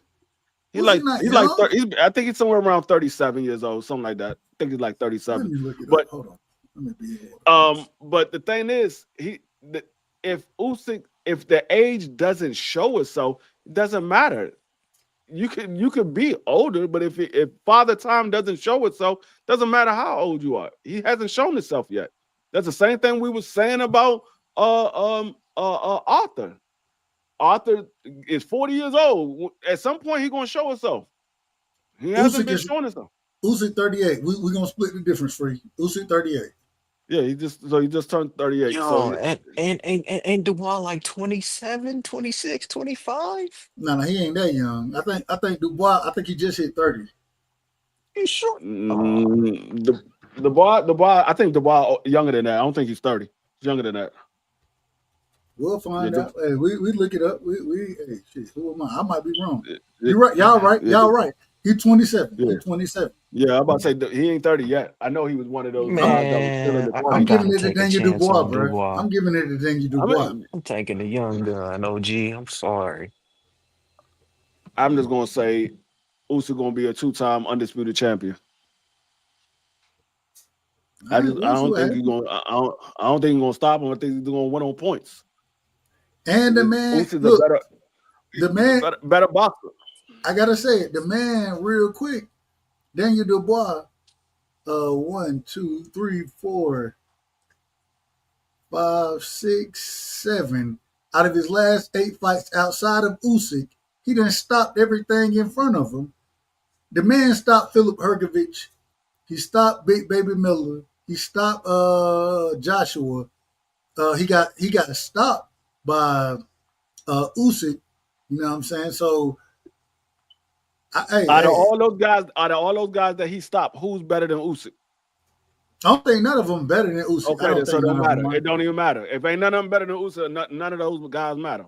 Well, it does matter because, like I said before, we're talking 2 years ago. No, you know it does not matter. All right. Those guys are not Usyk, and you don't think none of them better than Usyk, so it don't matter. Now, if these guys was better than Usyk, or they were Usyk, then it would matter. But they're not Usyk, and then you don't think that they better than Usyk. All right. I mean, have you seen anything from Usyk that say he slowed down? What have you seen from Usyk say he slowed down since his last fight? I ain't seen nothing. So that's what I'm saying. You just say he's older, but he hasn't looked like he was older. No, what I'm also saying, outside of just older, I think that the experience that Dubois has gotten, you know what I'm saying? I remember when Dubois lost to Usyk, niggas was talking about, oh, he weak, he ain't got no heart. That I remember all those things that was said about him, about Dubois. So all he did was come back and knock out the top guys. That's it. That's all he did. I mean, so that's fine. I give him credit. I think it's a different fight. I think 2 years make a difference, and this gonna be a totally different fight. And I can definitely see Daniel Dubois winning this fight. I can see it. I don't know who I'm picking. Oh, I'm not saying he can't win this fight. I just don't think that he will. I'm not saying that he can't. I just don't think that he will. I got you. And now, what I will say is, Daniel Dubois does have a gas tank problem. So if this fight goes into the later rounds, he will be gassed in the later rounds. And I think Usyk gas tank is good. I have never seen Usyk gas out. So that's the one thing that I do know that Dubois has a gas tank problem because of his size and his muscular build. So he's gonna burn up a lot of oxygen trying to move around the ring and keep up with Usyk. Well, look, man, y'all got it tonight, man. It's 12 over here, so I'm about to tag down. Hey, I'm at the same way, man. Yeah, I'm about to tag down. Ain't nothing going on tonight. No. Hey, shout out to all my brothers up here, man. Much love and respect, and we'll do it again. We see y'all tomorrow, man. Right. Peace. Appreciate it. Peace.